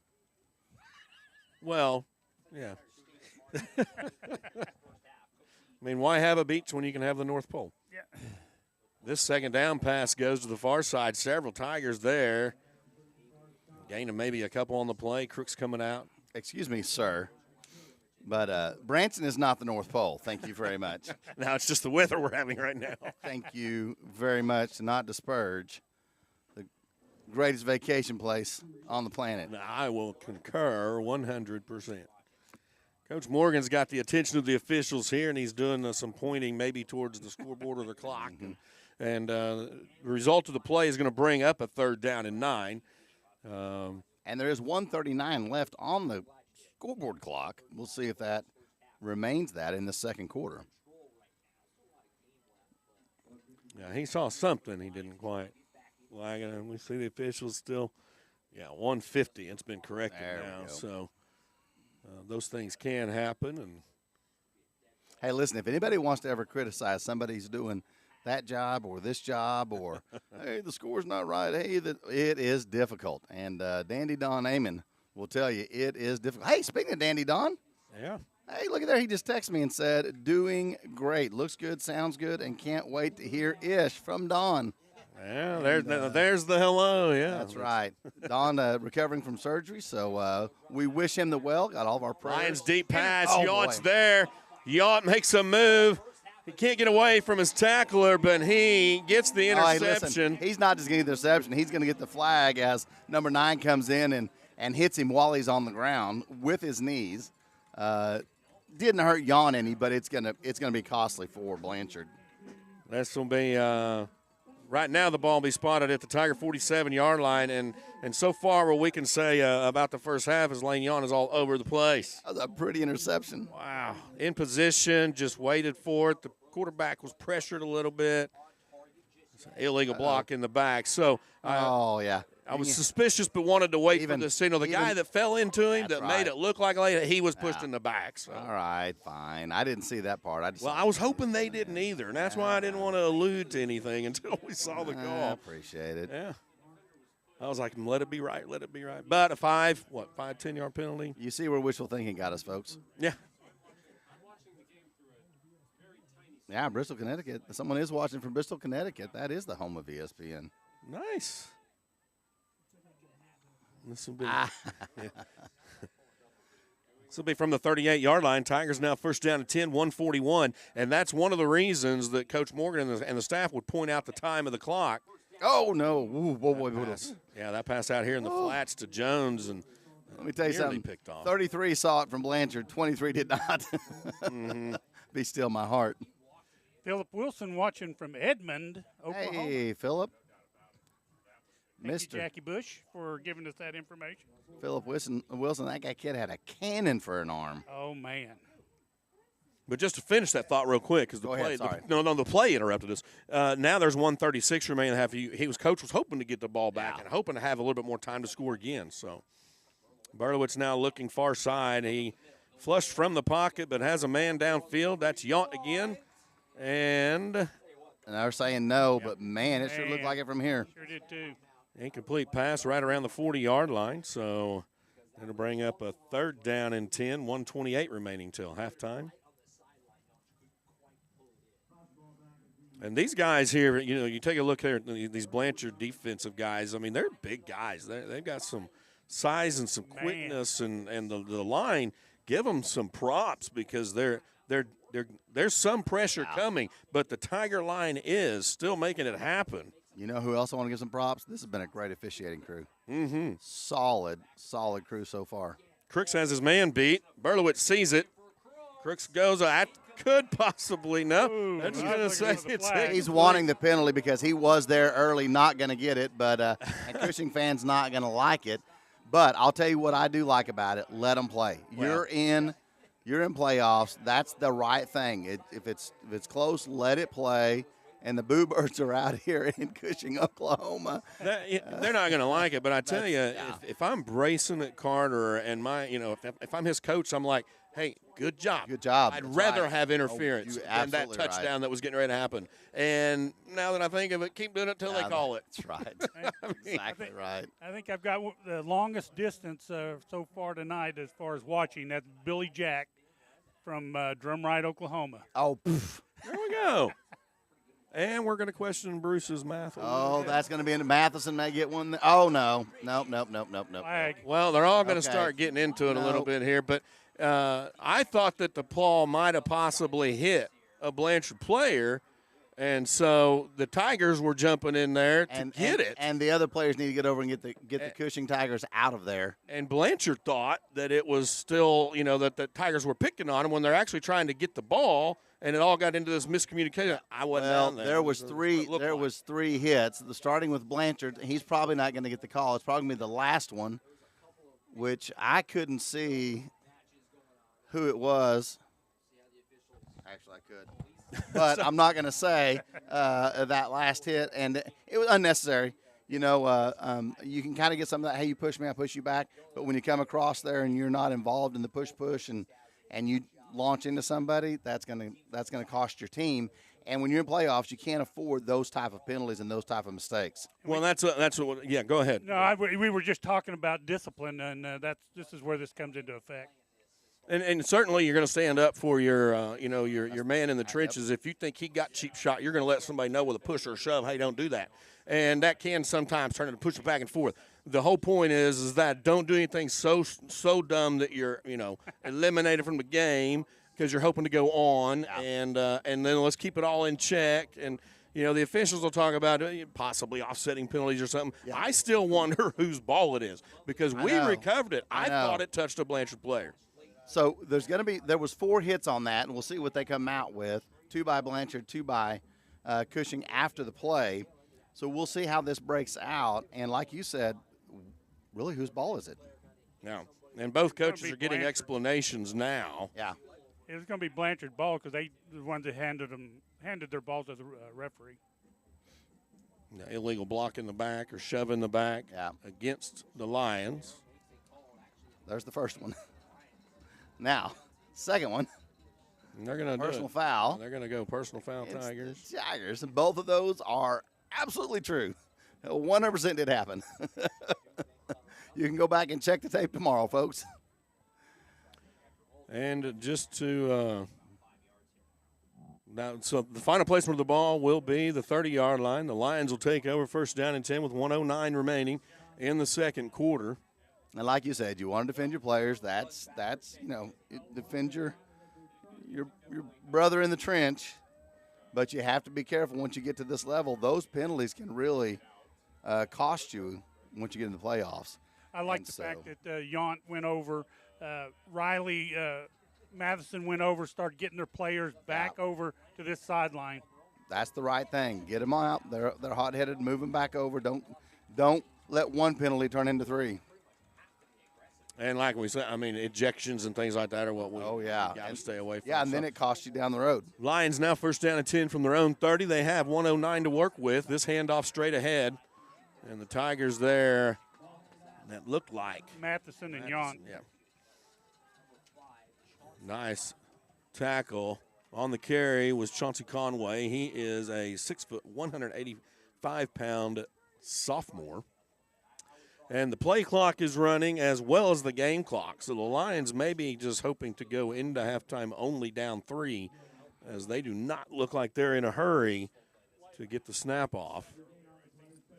Play clock now down to 10. And that indeed, unless they try you might be asleep and we'll throw it deep on you. 2-1. There's the play clock. The flag wasn't thrown. This handoff straight ahead, it looks very conservative. Looks like exactly what the Lions want to do. Matheson cleaning that up. Against Yount and Matheson in on the tackle. Yount has been everywhere. That's Lane Yount. So that'll be a game. That's the last tick of the first half. We're at halftime. Tigers up 21-0 over the Blanchard Lions. And, ladies and gentlemen, you're listening to it right here. Don't go anywhere. You're going to want to hear the RCB at the half with Votes, Notes, and Ish. And we'll be back with you for the second half. Don't go anywhere. Stick around. It's live right here, Tiger Football on Hub Network.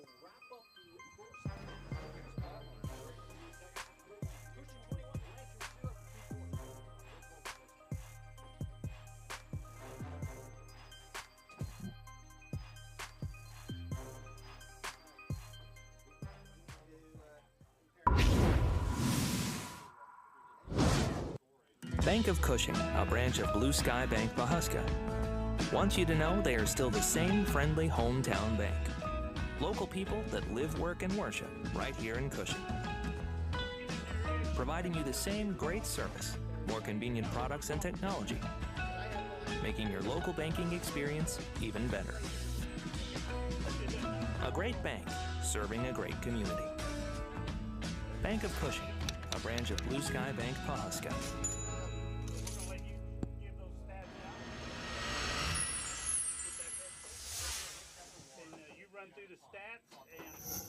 At Davis Dental Studio, our patients are our friends. Unlike the big commercial facilities, Davis Dental Studios wants you to know you're not just a number. We strive to bring personal and quality service to each patient. Dr. Rebecca Davis has over 18 years of experience as a caring and compassionate dentist. She and her highly trained staff will make sure your visit is a positive one. So remember, when you and your family need dental care, Davis Dental Studio. You're not just a patient, you're a friend.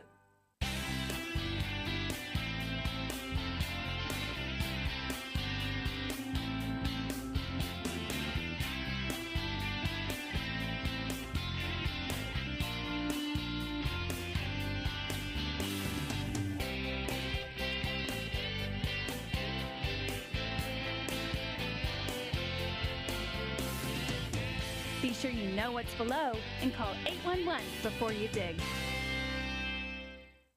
Since 2003, Pro Events has had one singular focus: great audio, video, and lighting systems.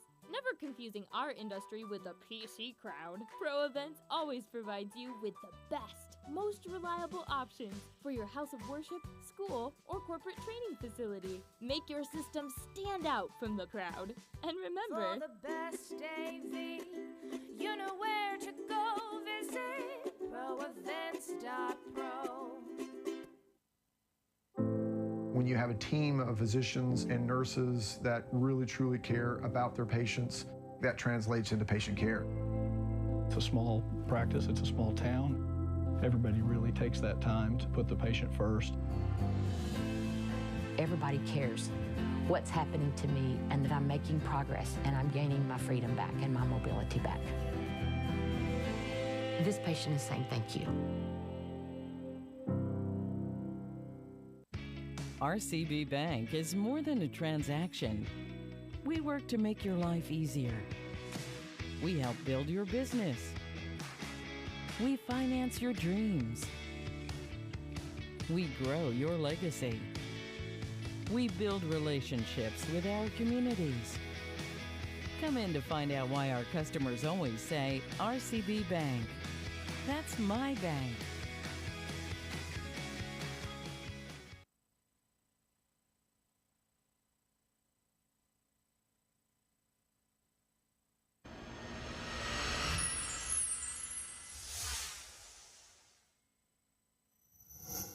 At Davis Dental Studio, our patients are our friends. Unlike the big commercial facilities, Davis Dental Studios wants you to know you're not just a number.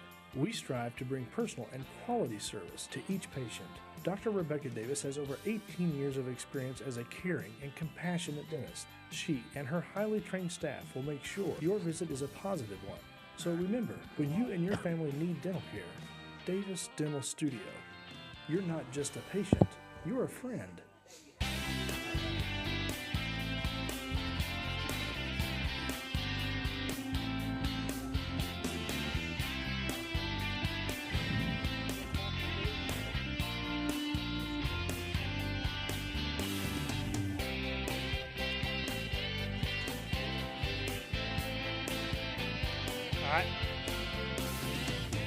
Be sure you know what's below and call 811 before you dig.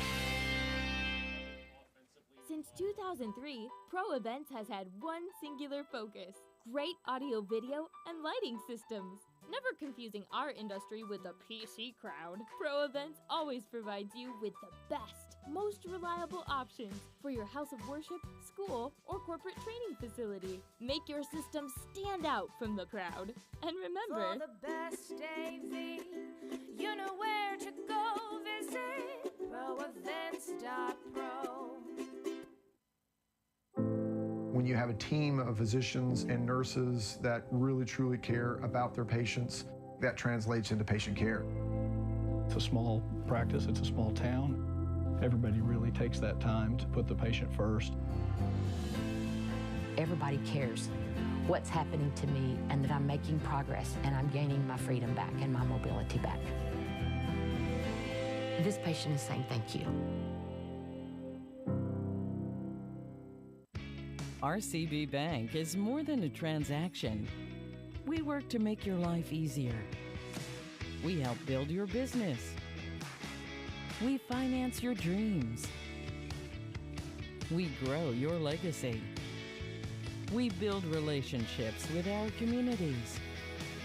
Come in to find out why our customers always say, RCB Bank. That's my bank.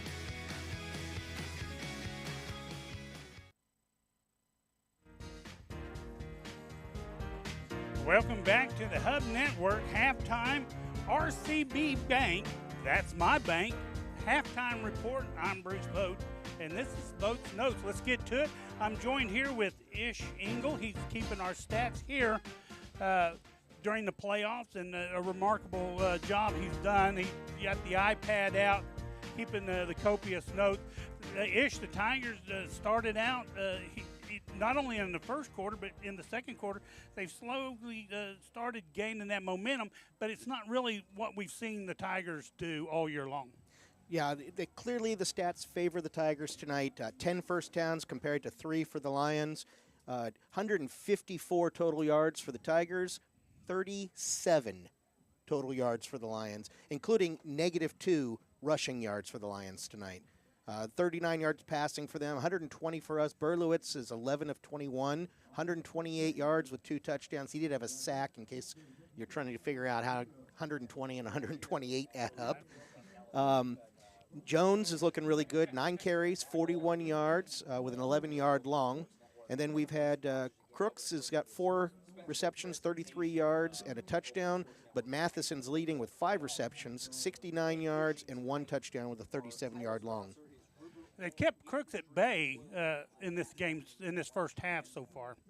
On the receiving end of those plays, Crooks, of course, had that 69-yard punt return for a touchdown, which really sparked the Tigers on to really get some more momentum going in that first half. Oh, yes, sir. And we're talking about it earlier. The battle's being won in the trenches. The Tiger line is holding their own on offense and getting some good penetration on defense. And like I say, the stats reflect it. You can really see it on the numbers. And 37 total yards for Blanchard is very uncharacteristic of them because they've done very well this year. However, last week they only had 40 rushes for 177 yards. They went 7 for 24 passing for 98 yards. So Cushing, again, kind of keeping them off balance. In that secondary, with Lane Yount has just been all over the place tonight. Oh, yeah. And Lane Yount and Riley Matheson teamed up on several tackles together. So that team tonight has really done well. Noah Jones has done great on the perimeters, on the pass defense. So that secondary, the Lions have tested it. Oh, yeah. And Cooksy's numbers kind of reflect 7 of 17. You said he only had 24, or he had a total of 24 last week, and he's already got 17 passes this week, which already shows you that Blanchard's not doing what they want. They're playing out of their game comfort plan. And their ground attack, again, was what? Can you give me those stats again? Yeah, they've got -2 yards rushing. Chauncey Conway has 2 attempts, 1 yard. Zach Garrett, 9 carries for -3 yards. And that's kind of interesting because they have a good rushing tailback in not Cooksey, but Garrett. Yeah. He has on the year 128 carries, 585 yards with 6 touchdowns, and the Tigers have shut him down. Oh, yeah. Conversely, the Lions have shut Crooks down considerably tonight also. With the big difference being that Berlowitz has stepped up and Cooksy's struggling a little.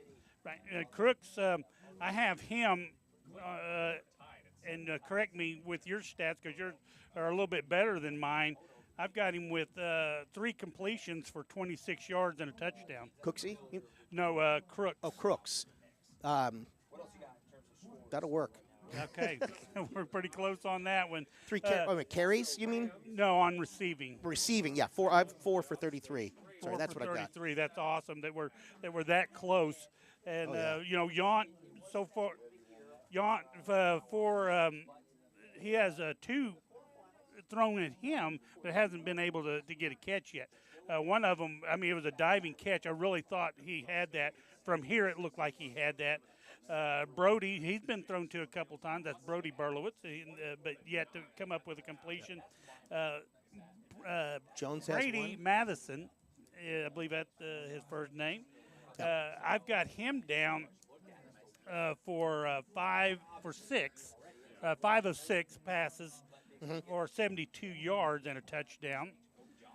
Jones, he has a couple thrown to him. They caught one for 18 yards. So everybody is getting their opportunities. Thank you, Landon Link, for joining us tonight.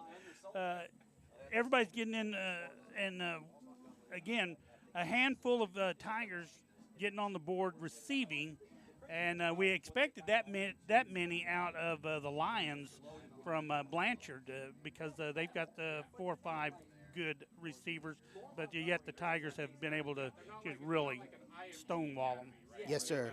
Yeah, completely. And again, over and over, no matter how you look at the stats, Cushing is clearly the better team tonight on the field. And the one that we haven't talked about, and that's a big one, is turnovers. 2 turnovers by Blanchard. You don't win a football game, especially not a playoff game, by turning over the ball. And the special teams have kind of struggled, I guess, on both sides tonight. You know, we've on the kicks, on the punts, we've really kind of questioned whether did it hit one of us, did it hit one of them, things like that, where we should be clearing out, playing smarter ball. I'm sure they're going to go in at halftime, work on that, talk about that, clear up some of these mental mistakes that we've seen, just like the Rutgers over on the other side. Oh, yeah. Coach is going to probably bring that up and talk to him about that, you know, hey, you're up by 21 points. You don't need to do that. Get your hits, get your tackle, get your reception, get out.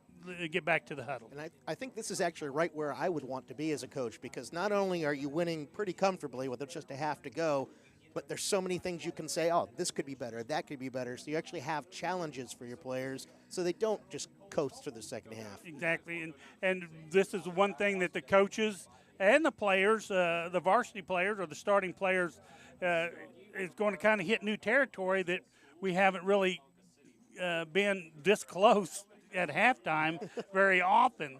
So, you know, the varsity will come back out, they'll start the game and continue to play, but the coaches got to get their head right, you know, get them back into, you know, okay, you're going to be playing the second half, come out, you know, play just like we did the first half. Let's clean up some things. Let's make some of these passes a little bit more crisper. Berlowitz has had a couple of wide open receivers, but he kind of overthrew them or underthrew them. Attribute a lot of that to the rushing of the Lions have been getting in there in the backfield. Tigers the offensive line has done a great job blocking because there's some monsters on that Blanchard team on that defensive line. There's a couple big boys out there, yes, sir. And I'll tell you, Berlowitz, having been watching Hennessy all year, I haven't gotten to see him play much, but I'm really impressed with his escapability. I think that's the big difference between him and Cooksey tonight, is that he is able to find those running lanes to get out and still keep his eyes downfield, looking for receivers, keep the ball up ready to throw, whereas Cooksey isn't getting that opportunity. The Lions are just getting packed in, and the Tigers are crawling all over them. Right.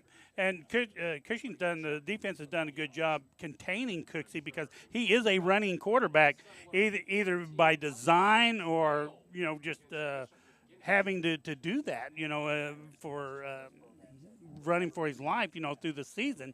But Cushing has contained him to either get rid of the ball or die with it right there at the line.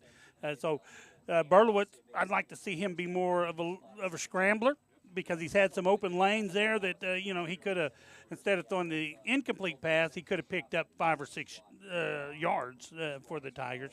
Right now, we don't need it. We're playing well. We're playing consistent. I think we need to clean up a few things to go into this next level. Let's finish the game. Let's clean it up. Ish, thank you very much for joining us here on Votes Notes, RCB Bank halftime report. We want to thank RCB for sponsoring us. That's my bank. And Ish, we're going to see you next week. Yes, sir. And hopefully at the end of the game here, we can get you in for a few stats right after the coach's interview. And you can kind of update us. Sounds great. So with that, this is Bruce Vogt, along with Ish Engel on Votes Notes and the RBC halftime report. Thank you, and RCB has apologized. Report and be ready for James and Travis for the second half.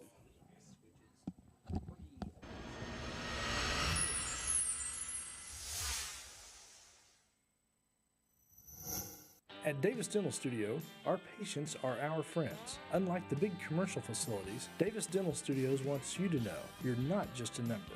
We strive to bring personal and quality service to each patient. Dr. Rebecca Davis has over 18 years of experience as a caring and compassionate dentist. She and her highly trained staff will make sure your visit is a positive one. So remember, when you and your family need dental care, Davis Dental Studio. You're not just a patient, you're a friend.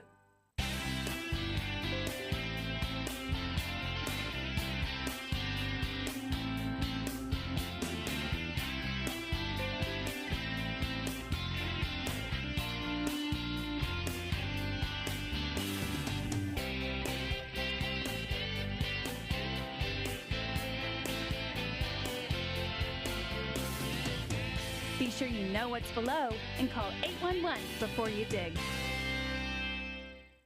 Since 2003, Pro Events has had one singular focus: great audio, video, and lighting systems. Never confusing our industry with the PC crowd, Pro Events always provides you with the best, most reliable options for your house of worship, school, or corporate training facility. Make your system stand out from the crowd.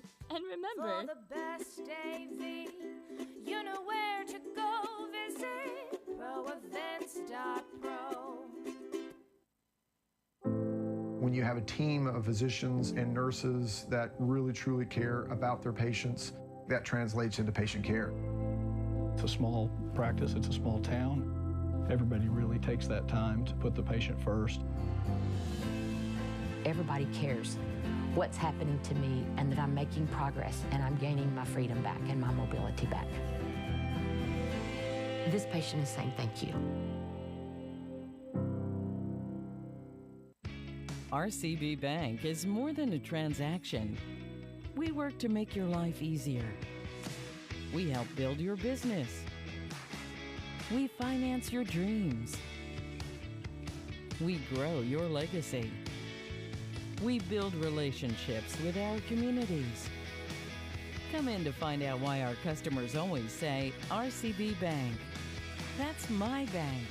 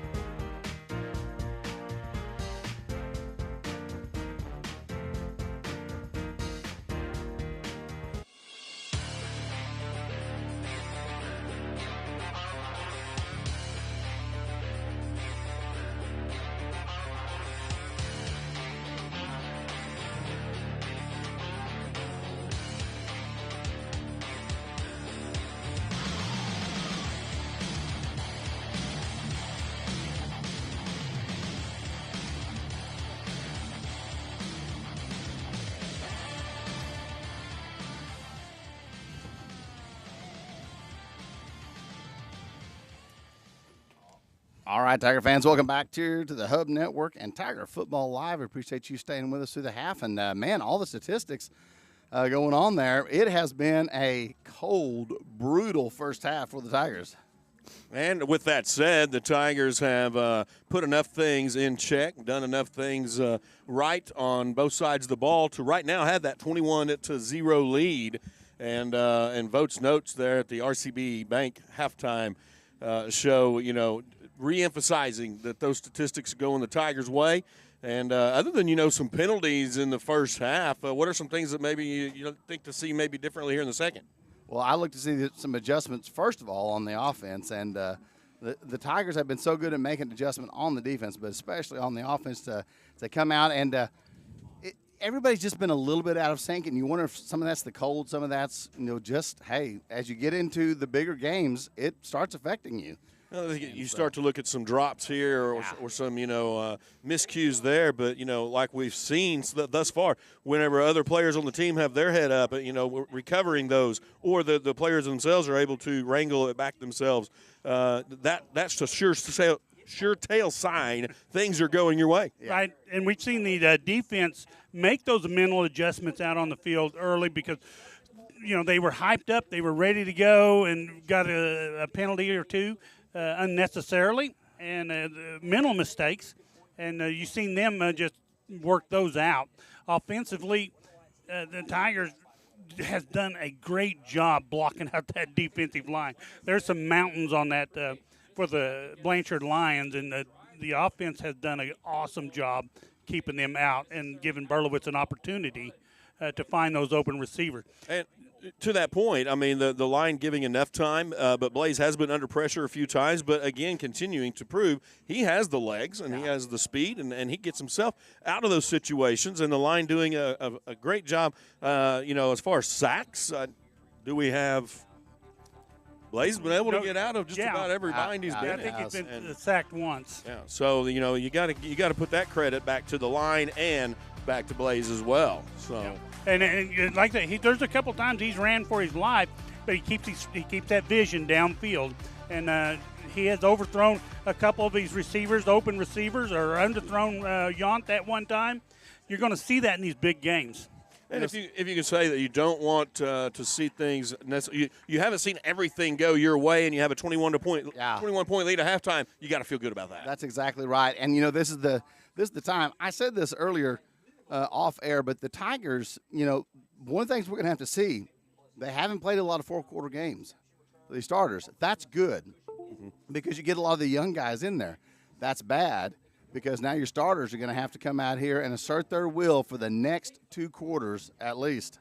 And Blanchard's went to the locker room. They're going to work on some stuff, and they're going to come out. They're going to try to exploit some of those weaknesses that they saw in that first half. And maybe some of that is that aggressiveness of the Tigers. We've seen that they had a screenplay that they set up at one time that did pretty well for them.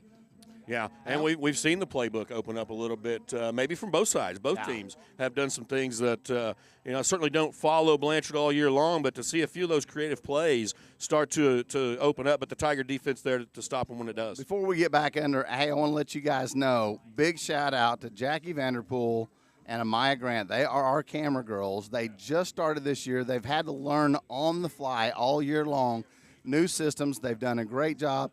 They are up there in the cold, exposed to the elements and doing all they can to get these shots to you. So we appreciate them. And, folks, you just don't know how cold it is. So you've been up there with your hand on a cold piece of equipment trying to get it going. So appreciate them. They've done a good job, and we just want them to tough it out for the next 2 quarters. And I will echo that they've done a great job all year long. But during this cold, they have not complained or anything else, and they've come back week after week. I want to thank Landon Link for listening, along with Tanner Munsell from Alita, New Mexico, as well as Mike Lovin from Drumright, Oklahoma. There's the kickoff. It's going to be taken by Carter as he tries to go across field to the far side. And the Tiger defense, I saw the coaches signaling the special teams at the start of that kickoff, and they were pointing across field like that. They felt like, I think, possibly the return was going to go that direction, and it did. Wow. The Tigers were ready. And, we talked about those adjustments. Coach Fry has done an excellent job at getting them to buy in, and that's why they get those quick adjustments. And Peterson was in on the tackle. So the Tigers defense now starting the second half as Blanchard deferred, winning the toss to make their decisions. Now they will have the wind, what little wind there is, hardly any, at their back in the fourth quarter. Yeah. This handoff straight ahead looks like Morton was the first contact. And that'll gain about 6 yards. You know, they kind of kept O'Moreland blocked out here in that first half, but good to see him back on the tackle. And they're trying to make it a little bit chippy out there. There's a little extra pushing and shoving. As you know, frustration sets in on the Lions for sure. I guess from the point of the handoff, I gave him more credit. They're going to give him 3 yards on the carry. So, you know, from the line of scrimmage, he gains 3, second down, 7, one man in motion. Now Cooksey rolls near side, fires a pass towards the sideline, and that's right again on the coverage. Also, Yount there, and that pass intended for Reagan Palmer out of his reach. That pressure coming from those interior linemen, those defensive ends doing a good job with containment. As the secondary continues to operate, the linebackers continue. That's going to bring up a 3rd down and 7. And really since the first quarter, we haven't seen Blanchard over in Tiger territory, knock on wood, very much. The Tiger defense been reliable all year, still trying now to put it away here in this second half. That handoff straight ahead, right there. Fumble. Ball comes loose, and believe the Tigers recovered. I haven't seen a signal yet. I haven't seen a signal. No? Okay. 4th down, nonetheless. A loss on the play will bring up 4th down and 10. Great blitz by Matheson to get in there. They've got Matheson at 7 tackles. You know, and I'm going to say that the technique on the tackle kind of made it happen as he had him wrapped up and was, you know, popping the ball out from behind him, and definitely does the job. Crooks will stand at his own the Blanchard 48-yard line. Blocked. That one's blocked, and the Tigers they'll try to cover it up. Matheson and Horn in there on the block punt. There'll be some that the players are discussing, like maybe Blanchard gets the ball back because a Cushing guy touched it and then they jumped on it, even though it was originally blocked by the Tigers. Does that make it a live ball for anybody to jump on at that point? It becomes a 1st down for them again? I think only if possession is taking place. That's right. Okay. I'm wrong. They're going to give the ball to Blanchard. I think Coach Morgan's going to want an explanation, however. And you see the officials talking into their shoulder. They're going to discuss to each other as well. And I think Morgan's going to disagree. That was definitely blocked. The coaches are saying when blocked, the officials are disagreeing. So the defense still on the field. As of right now, they're suggesting maybe – I don't know how to put this. They're suggesting it was a pooch kick that the Tigers tried to cover up. And once they touched it, Blanchard jumped on it, and that's the story they're going to go with because here comes the snap. Cooksey puts a man in motion. And a handoff straight ahead, and not this time. Matheson takes him down in the backfield, drop for a loss. He'll have a loss of 7 potentially on the play. Now, see, here's another little bit of a controversial call because, he rolls him over on top of him. Technically, he's not really down, but he's forward progress as well. And Coach Chisholm doing all he can to keep the Tigers back on the sideline where they belong, saying, stay out of it, guys. Let it play out. And that's so hard because, adrenaline, you're 16, 17, 18-year-old young men. That's difficult. Yeah, trying to make it happen. That brings up 2nd down, 14. Ball spotted at the 27-yard line. And Cooksey will hand off straight. No, he's back to pass, and it goes high. Several Tigers over in coverage, including Jones and Crooks. And that will result in a incomplete pass and bring up 3rd down, 14. So the defense, even though we felt like the call was questionable on, Blanchard recovering and all this and that, they're just going to keep doing what they do. And once we get that opportunity on offense, I kind of expect our offense to do what they do. Yeah. And to continue to use some up-tempo and continue to throw and run combination. Now the Lions, 3rd and 14. Cooksey back, 3-step drop, fires, and Wright is there, and Wright almost pulls it in. Ace Wright. Had position, again, when you have established that position, you become the offensive player. That's exactly right. And let's see, that was Palmer is trying to go up for the pass intended for him, but he has to go, through Wright. Yeah. Crooks will now get set to return this punt. He'll stand around his own 49-yard line. Going back to that last punt, it's still a good learning experience for the Tigers that the play is not over until somebody's on top of that ball. Tigers with this opportunity to return, and that one's just going to go out of bounds. Applying a little pressure on that one was Wyatt Heisler. But the Tigers are going to take the short punt, and they'll start at offense. And we're going to hear from a few more of our sponsors here. Hard Hat Safety and Glove.com. You can get all your safety and hard hat supplies. They've got everything you can see there on the screen. Go visit them at hardhatsafetyandglove.com.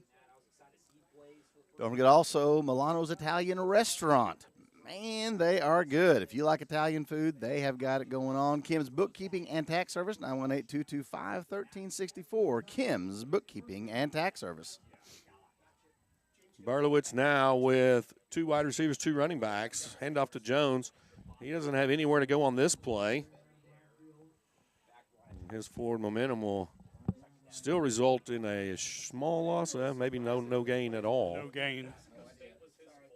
We'll bring up 2nd down and 10. The Tigers took possession there at the 32-yard line. And the Tiger offense, after getting signals from the sideline, will go 2 wide receivers, both sides. Play clock, plenty of time on it. Let's get down to 15, but Crooks is in motion.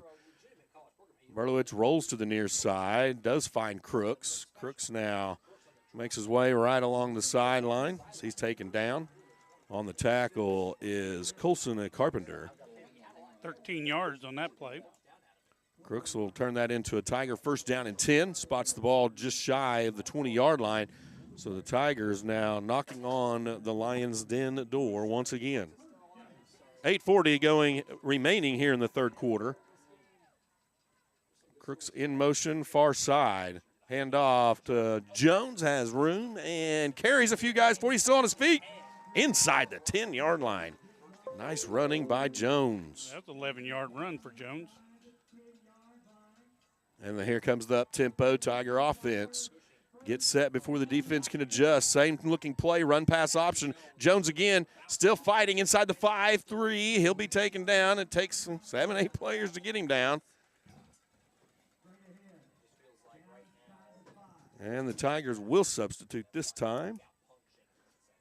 Well, this will spot the ball at the 3-yard line, and they'll bring up 2nd down and goal. 10 rushes, 55 yards for Jones in the ball game so far. And that's going to approach the 8-minute mark. See if it goes looking handoff style again as Barlowitz gets the snap. Handoff. This goes to Horn. Horn fighting for more. He might be. And I don't see a signal. And touchdown, Tigers. Horn over the middle. Fights his way in. And what a job running by Horn on that play. Jacob Horn, 6'2", 190-pound. Senior running back for the Tigers. And we've seen it all year out of Horn. Mm-hmm. They bring him in on that short yardage, anything in from 10 yards or less. They'll bring it in and let him run over that left side or that right side and make what he can get. He's been pretty successful. It's almost designed as a counterplay in some respects. Here's the snap. Hilligoss holds, kick up and good. So the Tigers now in the 3rd quarter, ending like they did in the 2nd quarter, come out, strike, and the Tigers are up 28-0, 7:44 remaining in the 3rd quarter. That gives Horn 6 touchdowns on the year. So the Tiger offense, when I mentioned earlier, I kind of expected them to come out and do what they do. The coaching staff, I believe, would like to continue that, up pace, tempo, and get that lead to a point that you are comfortable substituting players. And I would expect that to be another possession or two possibly as we're getting through midway of the third quarter here. And Cushing wants to make a statement, especially going into next week and the week after that. They got to make a statement that, we are who we really are. Mm-hmm. What you see is what you're going to get. Sorry about that, guys. I had to get Ish was running out of power, and so we had to get Ish all powered up again. So it was an ishy situation. Our fine producer says there. I don't know if he said it on air or off air, but of course it makes me say the punny things, all the punny things.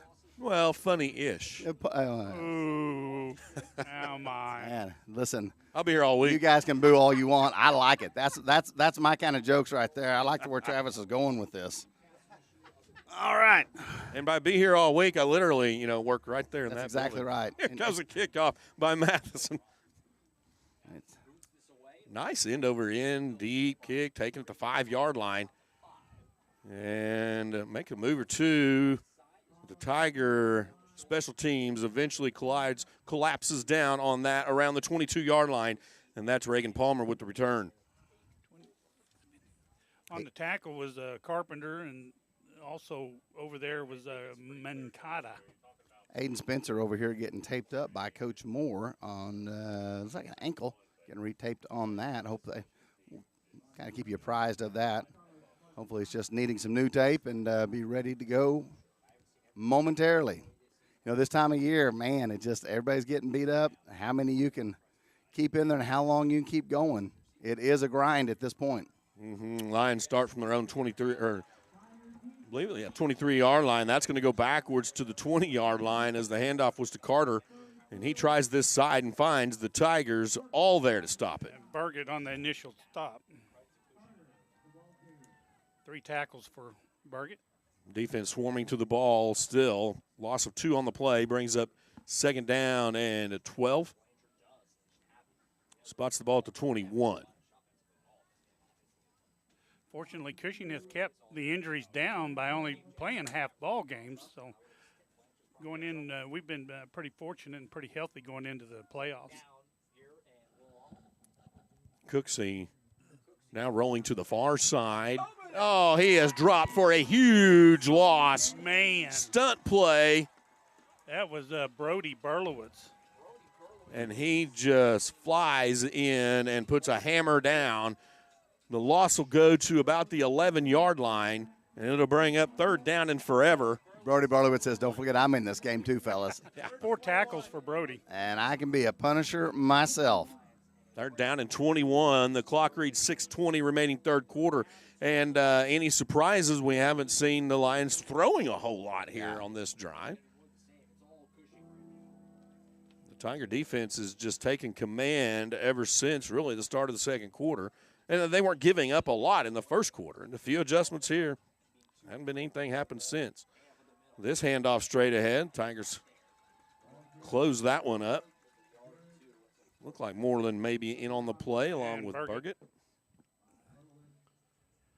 Gain of a couple on the play. Well, call it 1. Brings up 4th down and 20. Yeah, I'm going to go around and give you some of the scores around the district. It has been a battle in a few of them. So right now, Wagner and Tuttle, it was tied 7-7. Now it's tied 10-10. Fourth quarter with just getting started in the fourth quarter. They're all tied up 10-10. Cushing, of course, 28 over Blanchard. Nothing.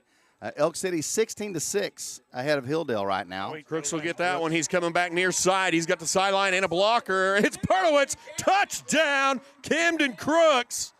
The 38-yard return. That was a beautiful. Wow. He started to get into some weeds over here, and then he just came back about 5 yards, reset himself, and went to the open part of the field.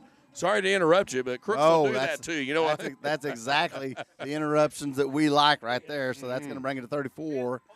2-0 with 5 minutes and 12 seconds left in the third quarter. Crooks with 2 punt returns for touchdowns tonight. The first one, a 69-yard punt return. That happened in the second period at 7:48 mark, and then right now, 38-yarder at the 5:12 in the third. This extra point by Matheson.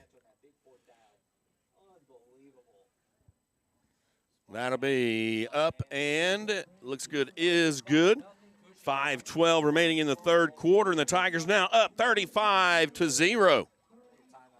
All right, so I'm going to talk about a few more of our sponsors here on the Hub Network, and I give you one last score here right now. Clinton and Poto all tied up 7-7, and so that's around the district. 7-7, Clinton, Poto, Wagner, Tuttle 10-10, Cushing and Blanchard 28-0, and Elk City leading Hilldale 16-6. Clayton's Land Service, another one of our fine sponsors, pipeline maintenance, welding, track hoe, backhoe, dozer, dump trucks, haul trucks, right-of-way, clearing, weed control, mowing, sandblasting, and painting, power washing. That's Clayton's Land Services. Give them a call at 918-223-5801. Also, don't forget AKL Services Incorporated, oil field suppliers and services. You can give them a call at 918-225-5533 or visit them at 601 East Pine Street in Cushing under new ownership. They have a lot of fine services there at AKL Services Incorporated.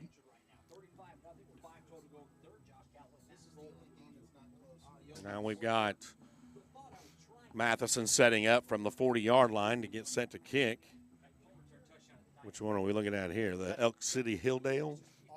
Oh, okay. Yeah, Wagner now 13 over Tuttle, 13-10. And Elk City up 16-6, and Clinton and Poto tied at 7. So the Tigers, like I said, 35-0. They're in command of this one. We've got 5:12 remaining third quarter. Matheson set to kick from his own 40. And this one will go directly down the middle. That's going to favor a little bit to the far side. That's Carter on the return. He'll get out to the 20. He has a hole. And so he gets taken down around the 34-yard line, one of the better field of positions for the Lions to start from since the first quarter. Matheson Hilligoss in on the initial tackle. Hilligoss looking maybe a little bit winded on that one, a little bit bumped or bruised. And he got up a little slow. He's kind of shaking that one off himself, staying on the field. Check and see. That looks like that's got that. All right, good. A little check there, folks. 9 tackles for Matheson tonight. Matheson. So Cooksey now, 2 wide receivers both sides. Puts a man in motion and hands off straight ahead. Whoa, Matheson. Swallowed. Oh, wow. Met in the backfield. Burgett and Matheson just all over reading that play. 10 tackles for Matheson. That'll be a loss of a couple on the play. Spot the ball back at the 32-yard line. So call it second down and 12. Don't forget, folks, not only we have Camden Crooks and Riley Matheson interviews in the pregame, you can go back and watch them, but also at the conclusion of the game, the Cushing comes out victorious. We'll have Coach Morgan, and we'll also have Blaze Berlowitz and Noah Jones for a post-game interview. It may be short, as cold as they are. Who knows? I think things hold. They're going to want to talk about this one. Yeah. That pass complete far side. And they'll get across midfield, taken down around the 45-yard line. Yount in on the tackle. Lane Yount was kind of caught up in a block there, but he recognized immediately the play and was able to get off that block nicely and make the tackle. That'll be a first down for the Lions. Spot the ball at the Tiger 46-yard line. So now the Lions in Tiger territory. Yount with 10 tackles and an interception. This snap back to a handoff straight ahead, and that's going to be Hilligoss, I believe, with the initial tackle in the backfield. Going to be another 2-yard loss. And the handoff that time was Zach Garrett. Moreland also in on that tackle. We're going to give him back the 2 yards that they lost. Check that, no gain on the play. Brings up second down and 10. Cooksey now has the 2 wide receivers both sides, and he fires to that far side. And that will be taken out of bounds inside the 40-yard line. Noah Jones. Jones in on the stop. Hey, listen, guys, I'm not going to say Coach Morgan is the toughest guy on the field, but you realize that guy has just had that white shirt on all night. No stocking cap, no coat, no nothing. He's definitely the toughest guy on the field. Yeah. Either that or, some pieces of parts of the game sure getting him hot under the collar. Yeah. That handoff straight ahead. Garrett, the ball carrier, he'll be driven to the ground. Matheson. He'll be Matheson into the ground. Along with Horn over there. Yep. So that'll spot the ball at the 40-yard line. It'll bring up a 4th down and 4. So the Lions in Tiger territory, potentially with a turnover on possessions. Tiger defense certainly hoping to get it done right here and give it back to the offense. I couldn't imagine any reason why they wouldn't go for it right here. Yeah, absolutely. Cooksey ready for this one and changes the play. Play clock's down at 6, 5, 4. Tiger defense shows blitz, and the pass to that far side, it's incomplete. Brody Berlowitz in the area immediately with the tackle. And he's liking it. They have run that play a few times with some success, and it doesn't take very long for intelligent, football-minded athletes to pick up on cues and things that are happening that's going to be that play again. And Brody was all over that one. And the result is a turnover on downs. Tigers have it 1st down and 10 from their own 40-yard line. And Schuler taking his line back out on the field.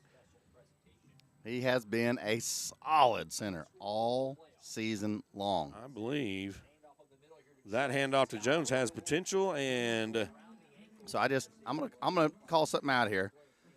So unless you've had linemen or been on the line, you don't understand all the stuff, and you really don't see all the things that happen. So Lonnie Schuler snaps the ball on that, drops back 1 step, releases his guy, goes around the guard, picks up the tackle on the other side to make the block. That is some skilled offensive line right there. And they just opened another hole as Jones gets down inside the 45, close to the 42-yard line. And that'll be another Tiger 1st down and 10, farther into the Lions' territory. And he is my favorite Schuler. That's right. But he is awesome to watch, and this whole offensive line has been solid all season long. Jones, 11 carries, 73 yards. Here's Crooks coming near side. He's met and eventually taken down. Took 3 Lions to get him down. That initial hit, normally or a lot of times players go there, they come up to hit him and he pushes them on their back. He didn't push him on his back, but he didn't go on his either. I think the defensive player was like, oh, okay.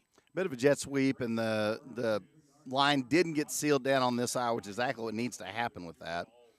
Clinton, one of those teams that has run that to perfection for years, both sides. 2nd down and 11. And Berlowitz will look downfield. Quick pass out in the flats. That's Yount with the reception and the yards. He may have, and indeed I believe does, get the 1st down and 10. Man, I'm telling you, Yount has stepped up big tonight. Lane Yount has been a difference maker throughout the entire team on both sides of the ball. That'll spot the ball at the 32-yard line. Tiger offense looking very methodical as usual. Coming down to under a minute left in the 3rd quarter. This handoff straight ahead. Jones makes a move, has a hole. And he's going to drag a guy forward, meets a few more. He'll be stopped right around the 24, 25-yard line. He's still not down. That's right. Stopped, but not brought down. Noah Jones. Like those plays, running backs like, here, I didn't have to fall down on that play. He has developed into a stellar running back. And stellar receivers, too, as well. Yeah, Don't forget, he can step out there, run a route, and score a touchdown that way as well. He's done it many times this season. Yeah. 2nd down and 2, gain of 8 on the play. Receiving Jones on the year is 16 catches, 276 yards, and 4 touchdowns. That inside play, does Crooks stay in bounds? And don't have a signal from anybody yet. He's signaling it. Now, touchdown, Tigers. And if you're watching there on the Hub Network, you see it. They were zoomed in on Crooks, and he's signaling. Nobody else will signal, but I'll signal it. I was there. Touchdown for the Tigers. Hey, he tightrope walked that sideline and used a stiff arm and kept it going. And, I take his word for it. Yeah. He made that play happen after some blockers put him in that position. That's that little new wrinkle we talked about from earlier in the game. It's kind of a misleading at jet sweep. I mean, he comes from a position, and it's kind of like an inside counter type thing. He kind of comes out of nowhere with the ball, but it's all being blocked for him out where it ended up. That's the end zone. That kick is good. So with 6 seconds remaining in the third quarter, Tigers up 42. Blanchard Lions down at 0. Let's mention a few more of our sponsors. Good news, greats just got lower. State Farm. Randy Robinette, and give him a call at 918-225-1957. That's Randy Robinette and State Farm Insurance. CBW Professional Group, LLP, CPAs. They say go Tigers. Income tax planning and preparation, business consulting, bookkeeping, payroll, and training. And for Cushing, Pawnee, and Stillwater, give them a call at 918-225-4216 or visit them online at www.cbew.com. Go Tigers. Quality care for your whole family. That's Cushing Family Practice and Stillwater Medical. Now at their new location at 2340 East Main Street. Go visit Blair Blankenship, Amber Reineke, and Colm McCauley. Same-day appointments available. That's Cushing Family Practice and member of Stillwater Medical. We sure appreciate all of our sponsors making this possible for our community and those that are spread out across anywhere the internet's available. From all over, people tuning in to catch that due to these sponsors. And that kick low and driving lands at the 20, will be taken at the 10. The Tiger special teams collapsing around the 35-yard line. That return by Carter. Peterson in on the tackle. And the clock doesn't run until the offense grabs the ball. There were 6 seconds left, so that play ends up taking 6 seconds. It could be the reason that it was a purposely kicked low play. That's right. That'll be time expiring in the third. Hey, fourth quarter upcoming. We'll be right back after a word from some of our sponsors on the Hub Network.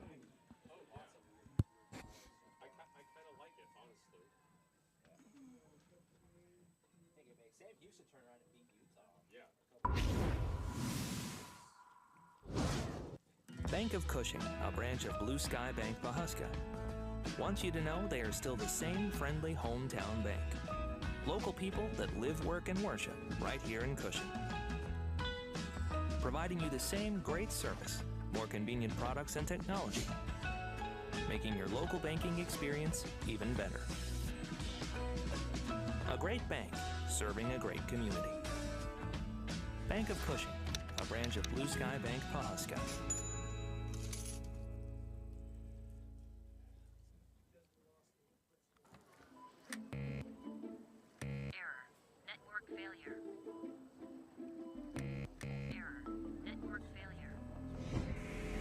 When your internet goes down, your customers disappear.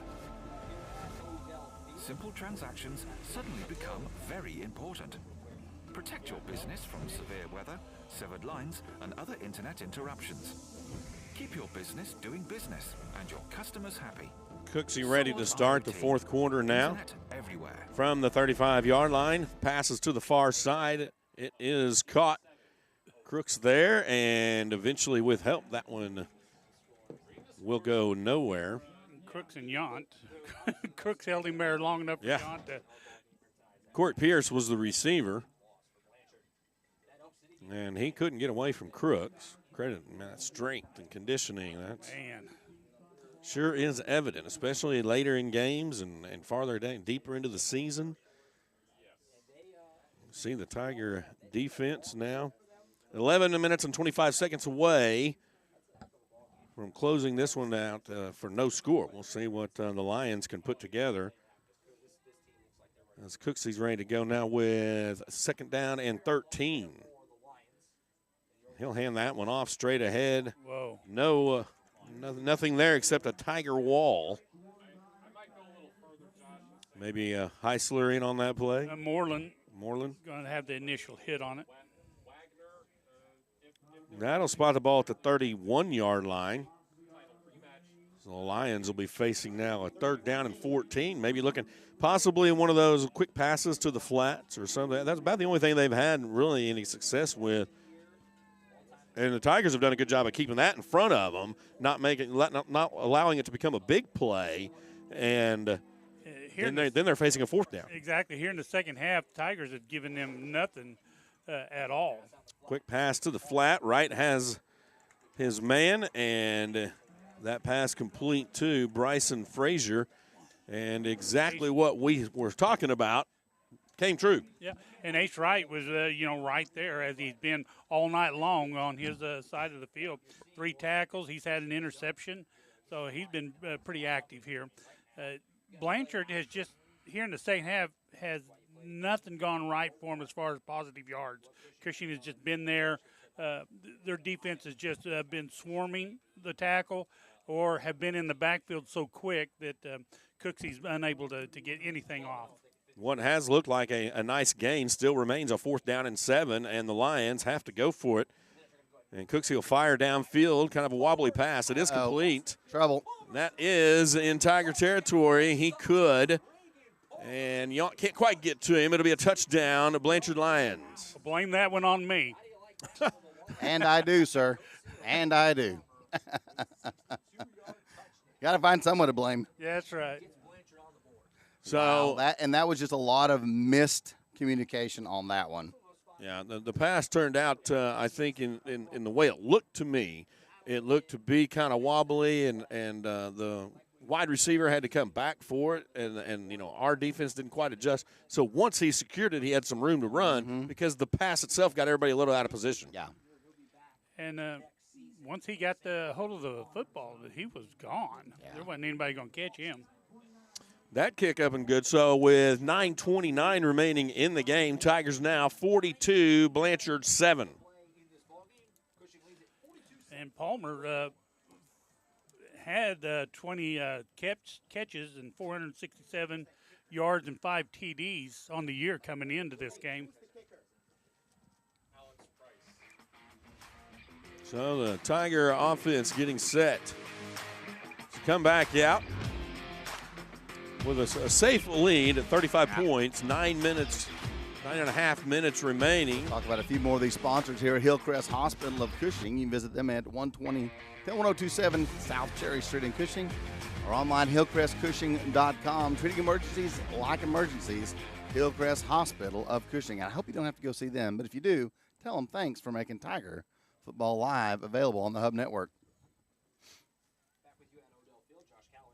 So Blanchard getting set to kick from their own 40-yard line, looking for a potential onside kick as everybody moves up into a tighter hands-on return. And it is kind of an onside kick deep. Tigers will secure it, and that'll be Jones. Really doesn't have anywhere to go.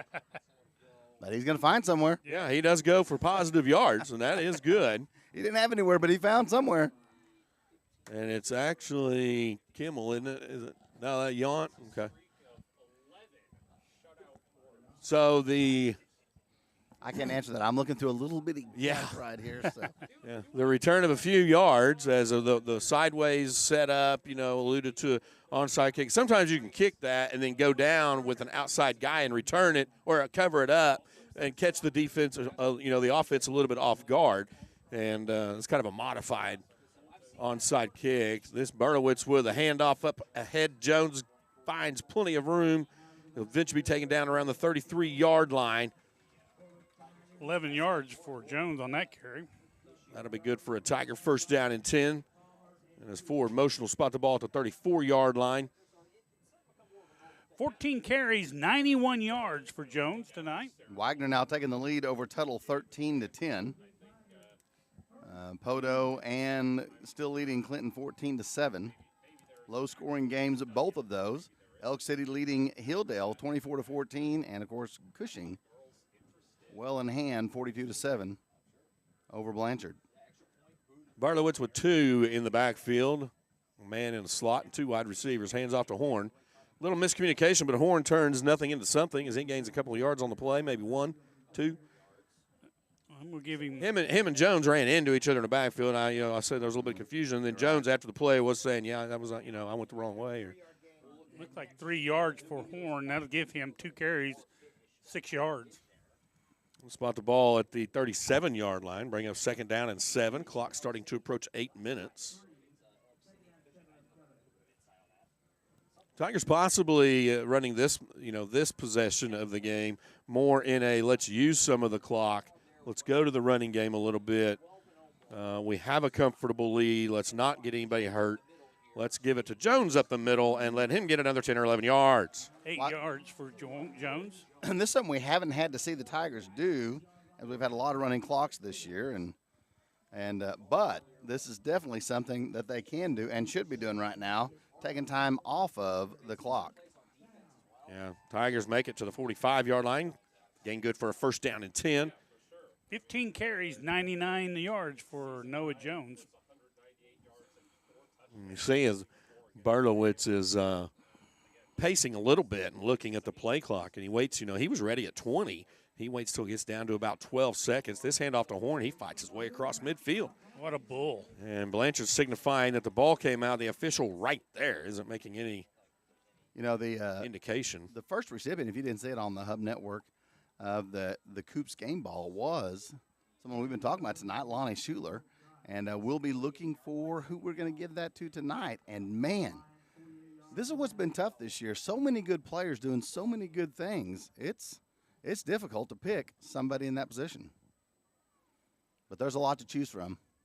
Yeah, and, we talk about difference makers. Not always the MVP, not always the person with this or that, but that difference maker in a game. And this handoff goes to Jones. He does eventually find a hole and is able to pick up a few. He's still on his feet.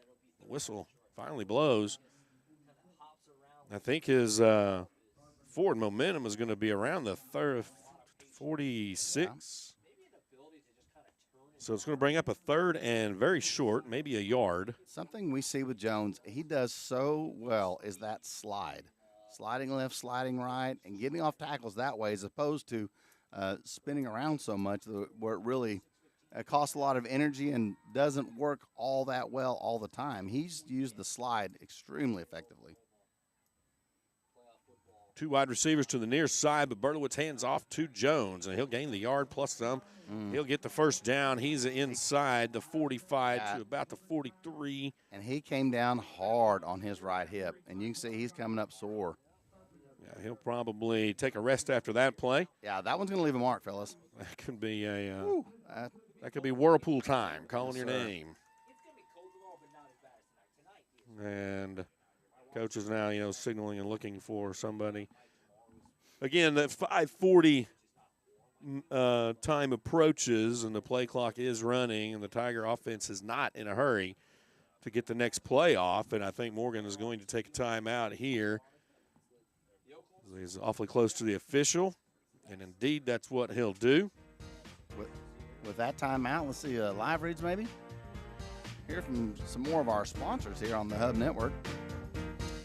Want to mention Cushing Primary Care and Stillwater Medical. They have a new facility at 600 South Linwood in Cushing. Good health begins with great primary care. Lisa No, Brian Hightower, Courtney Elliott, Randy Grellner, Bethany Jenkins, and Jamie Griffith. They will get you taken care of. Walk-ins are welcome, accepting most insurances, including Sooner Care. That's Cushing Primary Care, a member of Stillwater Medical. Also, Radio Shack and Cushing Electronics. We have now Red Cat Racing Hobby Cars, Trucks, Crawlers, and Accessories. Come check them out at Cushing Electronics, Monday through Friday, 9 to 5 at 2010 East Main Street in Cushing, 918-225-1432. That is Cushing Electronics. Pipeline Urgent Care. When you can't get into the doctor, go to Pipeline Urgent Care. Another member of Stillwater Medical. They have on-site lab and x-ray. Visit them at 1002 East Cherry Street in Cushing. Devin Elliott, Molly Tanner, Sarah Laird, and Ashley Tucker, a member of Stillwater Medical. You give them a call at 918-308-4515. That is Pipeline Urgent Care. Man, we appreciate all of our great sponsors making this happen and allowing you to enjoy a warm house, hopefully, as you are watching the Hub. The purpose of the timeout is to bring in the younger players to substitute the starters with the 42-7 lead the Tigers have. That first handoff goes straight ahead. It's Caden Morton, the ball carrier. I'm going to make a prediction, fellas. Are you ready for this? And if it stays like it is with Cushing, it looks like it will, and if Elk City stays like they are over at Hilldale, and it looks like it will, they will meet next week at UCO. My prediction is not one starter will be taken out of the game. Until the last tick of the last second in the fourth quarter. That's my prediction. You might be safe in that prediction.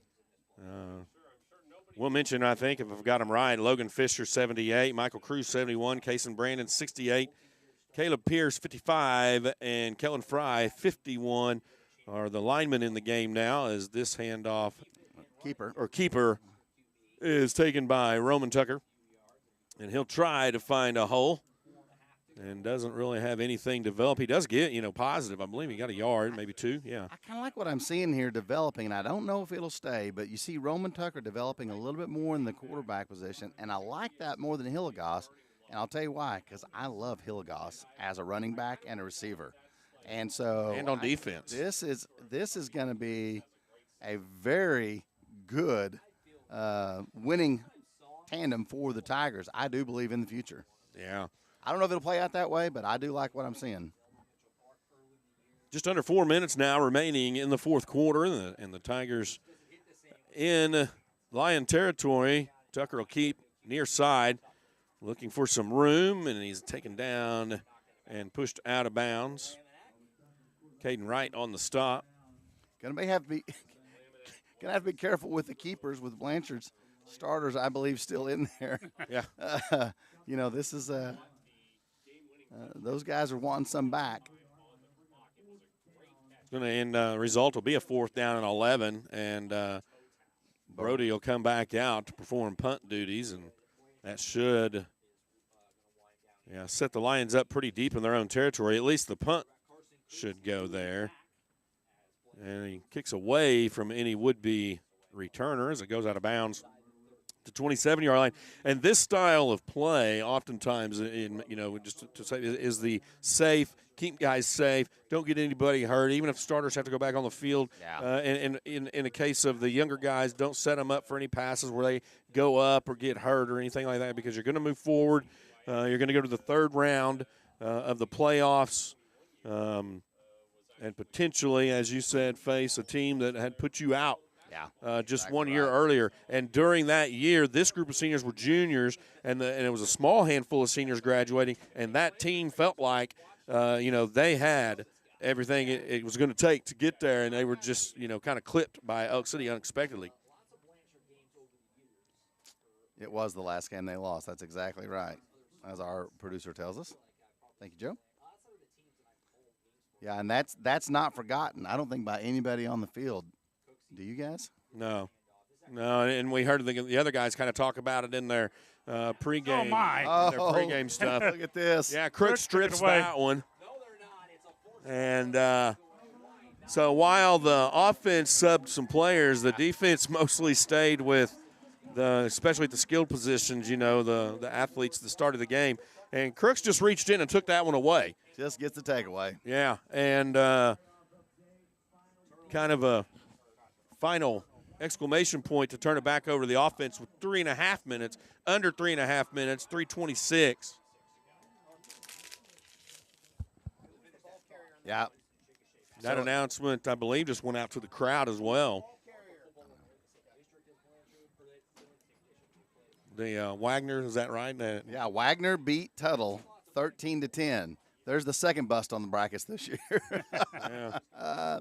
And Wagner's legit. Well, we talked about it when we played them, and we've said all along that the Tigers have played every game well. Yes, they're talented, but they've competed and played the game the way that you want to, because your opponents, just because the score is what it is, doesn't mean the opponent isn't any good. And now we're coming down to the last few weeks, and we see these teams still around. Yeah, the question I get so often is, are the Tigers legit? Wagner wasn't that good. Listen, Wagner just beat Tuttle, folks. I'm telling you. Yeah. Wagner was that good when they came to play us. They were not a bad team. Cushing has been outstanding, and that should put the nail in the coffin in Wagner was good, not that good, and Cushing, Cushing is that good, folks. They really are, and they're proving it again tonight. Tucker with that handoff straight ahead, and it gets kind of stopped in the backfield. I didn't catch that. Is it Morton still? Morton. Yeah, And I'm going to tell you, there's 3 minutes left in the Hilldale-Elk City game, and Elk City is leading 24-20. That lead has narrowed in the last 5 minutes. Now to bring up a 3rd down and 11 as we approach the 2-minute mark. And by the way, Poto is now behind Clinton 21-14. So we could have three busts on the bracket tonight. Hey, I gotta get ready. I'm gonna go see Kevin. James will head down and get ready for the post-game interviews, and we'll have the Ortho Oklahoma game wrap-up. That post-game interview is brought to you by Blue Sky Bank. And the Tigers, with that handoff, just continue to run the clock as we're approaching the 1.5 mark remaining. So you won't want to go anywhere. Clayton Kennan. Am I saying that right? I believe so. Kennan? Yeah, Kennan. You won't want to go anywhere as the Tigers now approaching the 1 minute 22nd mark, looking at 4th down. And again, up 42-7. Getting ready to eliminate Blanchard in the 2nd round of the playoffs. And we'll have interviews with head coach Morgan, with Blaze Berlowitz, and with Noah Jones. That pass goes incomplete from Tucker. The intended receiver, I believe. Like number 30. White DeLong. DeLong, yeah. So 1 minute remaining, and the Lions will take over. And as the Tigers look forward, we look forward. We'll have the broadcast right here on Hub Network Live. And I believe the game will be at UCO Stadium in Edmond. And it goes to a neutral site for semis and stays at a neutral site for the finals. So you can tune in right here on Hub Network Live. We'll have pregame action, possibly more interviews, and we'll bring all the action to you live as the Tigers will advance to week number 3. And that bobbled snap is going to get tackled up in the backfield. And Joe keeps his the Hub Network website up to date, Facebook page up to date. So if you have any questions, just go out there, look at that, and you'll get the answers that you need. Looks like that'll be a loss of 2 on that play. I don't see the down marker moving yet. The clock is running. We're approaching the 30-second mark. And this handoff straight ahead has a little bit of room. Makes his way out to the 45-yard line. That's going to be Fry in on the tackle along with Sam Moyer. As the crowd starts to come to their feet, we're in the final 10 seconds. Ladies and gentlemen, your Tigers are going to win this one 42-7. They will advance to round 3. The game will be played at UCO, and it will be next Friday at 7 o'clock right here on Hub Network Live.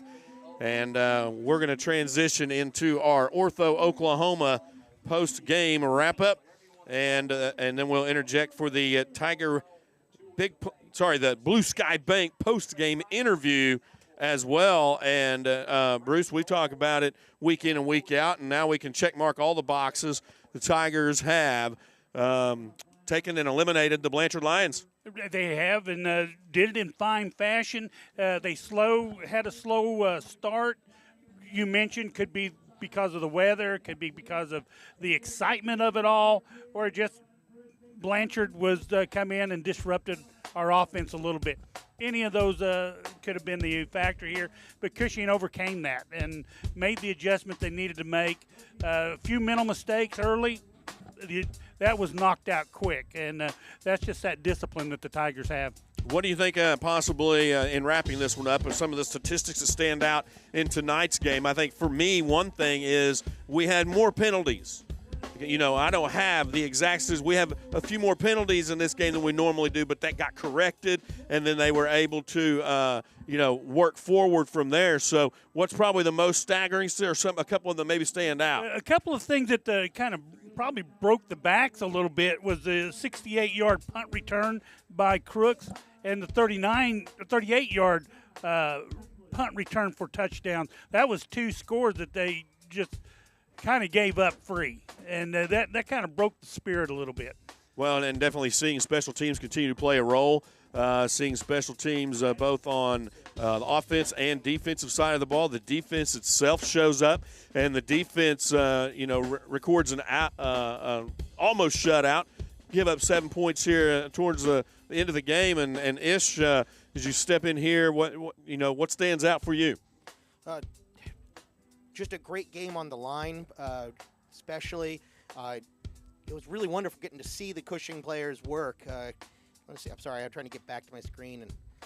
And Berlowitz, 15 of 25, 175 yards, 3 touchdowns, looked impressive.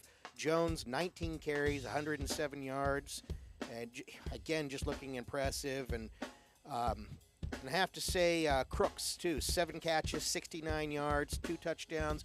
Plus the 2 punt returns, just all over. But again, I think probably the biggest thing for me is that held Blanchard to a total of 133 yards at 10 yards rushing. Yeah, that's certainly. I mean, the hats off to the defense week in and week out. And I believe they had game after game after game of complete shutouts. They starting a defense has not been scored on very often. Some of our younger players have come into the games, and those defenses have been scored on in the fourth quarter. And we had mentioned the penalty yards. What did you have the Tigers down for penalties? Most of them, I believe, in the first and second quarter. Yes, sir. I showed 8 for 80, and I think that's what we had at the half. I don't know that we got penalized in the second. And 8 for 80 is a little bit rare for a Tiger team. However, as Bruce had mentioned, there's several factors that can play into that. And, so statistically, check mark here, check mark there. Some of the guys that you mentioned, Berlowitz and Jones and Crooks, with their yards and their touchdowns, they've been leading the state for A categories in those areas, and continue to put on top of that tonight. And probably most importantly, are coming away from our visible eye without any major injuries tonight. And one thing I do also want to throw out that really stands out, and we talked about this at the half, is turnovers. They had Blanchard had two fumbles, one which they lost, plus 2 picks. No fumbles for Cushing and no interceptions thrown. I mean, just classic game. You hold on to the ball. Yeah, we're going to start to get ready here for Coach Morgan, and he's down on the field with James, and he'll stick around. We'll also have comments from Blaze Berlowitz and Noah Jones as well. And, Travis, let me put in here real quick. 10 tackles for Yount and an interception. You've got several in here. You got Burgett with several tackles, 4 tackles. You got Ace Wright with an interception and 3 tackles. You got Brody Berlowitz with 4 tackles. And, of course, Matheson, he's just a beast. Yeah. We're going to throw it down to James now. He's with head coach Morgan on the field.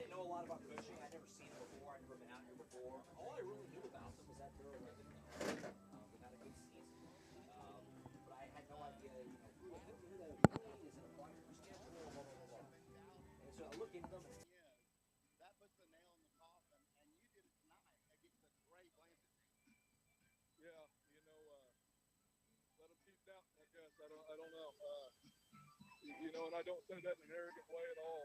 I know this group. I know there's something special happening right now. It's obvious whenever I'm talking to them here. Everybody's waiting. You see the crowd up. It's cold, freezing cold night.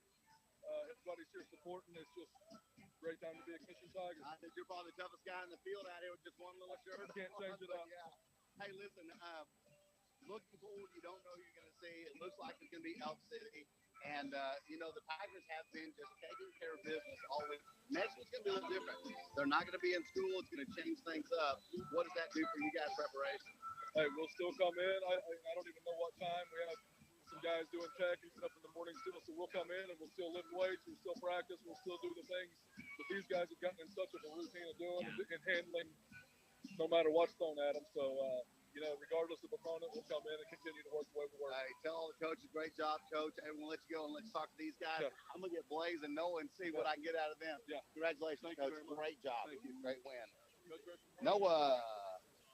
All right, get over here, man. You got a minute? All right. All right, so I'm here with Noah Jones. And Noah, man, you have become just a stellar running back. What has this season meant to you this year? It means a lot to me. You might take that off. I want to make sure we can hear you. It means a lot to me. It's our last year, so we got to make the best of it. Now, you've been taking care of business all year long, both receiving and as a running back, also on the defense side of the ball. I asked Riley, I asked Camden, what's their favorite? What's your favorite? Offense. I would have to say Offense all the way? And listen, you've been a different thing with the Tigers. What do you got going on this season other than football? I mean, I don't really got anything else going on. I'm just focused on football, trying to take it one step at a time. Hey, listen, what's been your favorite part of the season? Just being with my teammates, spending time together, knowing it's one of our last times being together, so just being with my teammates. Hey, great job tonight, Noah. Look forward, I know who you're going to see, but I told Coach, if you heard me tell him, Tuttle beat Wagner. Yeah, I know. Or Wagner beat Tuttle. So for all the people who think the Wagner wasn't that good, there they are, and you guys took care of business tonight. Great job. I'm going to see if I can find plays, and great job, man. Enjoyed watching you this year, Noah. All right, see where he went to.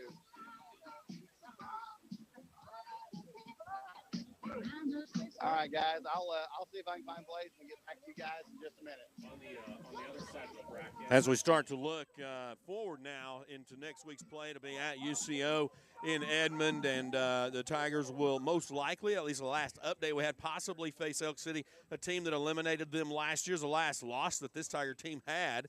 And, that could potentially – I had a good friend of mine, Dr. Jones, Calvin Jones, mentioned to me earlier in the year, about midway through the season, he said, I would not want to play Elk City. He'd seen them play, and he flat said they are something else, and they're still around, and they would potentially be our next opponent. Yeah, and I love Calvin Jones with all my heart. What a wonderful, wonderful guy, and comes from a great family. But Absolutely. I disagree. I want to see Elk City because I want our Tigers to get an opportunity to have that revenge. They're going to play harder. They're going to want that game more than any other, I would think. Well, and certainly whenever you go home that one year by a team like that you didn't expect, we were hosting at home, we didn't think we were going to lose that game, and they were that story, played the spoiler, much like the Tigers had in the past.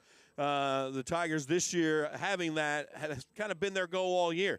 But they do it 1 week at a time. They prepare 1 week at a time. And I know that, like Coach said, they're going to look forward to the fact that, they're going to stay alive another week. They're going to potentially face an opponent that they've been wanting to get back at for a long time. And this is Thanksgiving break. And we're ready for our interview now with Blaze on the field. Take it back to James. We interviewed Riley and Camden earlier, played that in the pregame, interviewed Noah just a minute ago. What's been your favorite part of the season? Definitely just the team, the bond we have together, it's a brotherhood. That's my favorite part about this team. Would you be surprised to hear that everyone up said the same thing? No, not at all. Hanging out with everybody, being a part of it? Not at all. That's who we are. Say, what do you look forward to going forward and prepping for the next game? I'd say just like the journey, just like this whole run. Just something special, all of us, we enjoy it, so we just gotta soak in the moment. Man, you've put in a lot of work for this, a lot of extra work, and it's really showing. You've also been the leader of the team. How has that changed as you've really developed as not just somebody who's leading the team, but somebody who's actually the leader of the team? Yeah, I think it starts with Coach Morgan, he's the best leader I know. I wouldn't want anyone else leading the charge with me. So, I give all of the honor to him for that. Because he's the best coach I could ask for. But here's the most important question. How did your apple pie turn out this week? It was good. Yeah, it was good. Riley said his was great. Cam didn't even ate some of his and said it was great. Yeah, it was great. It was fun. Are you having fun facts? Oh, yeah. Hey, man, it's been a blast to see you. Congratulations. we look forward to you guys going all the way. Great stuff. There you have it, ladies and gentlemen. Some words from Noah Jones and Blaze Berlowitz, as well as Coach Morgan in our Blue Sky Bank post-game interview. You've been listening to the Ortho Oklahoma game wrap-up. And once again, we just remind you, 42-7, Tigers advance. Will face their next opponent next week at UCO at 7 o'clock. And you can tune in right here live for the Plains All-American Pipeline pregame countdown. And stay tuned and look online, the Hub Network website, to find out those times coming.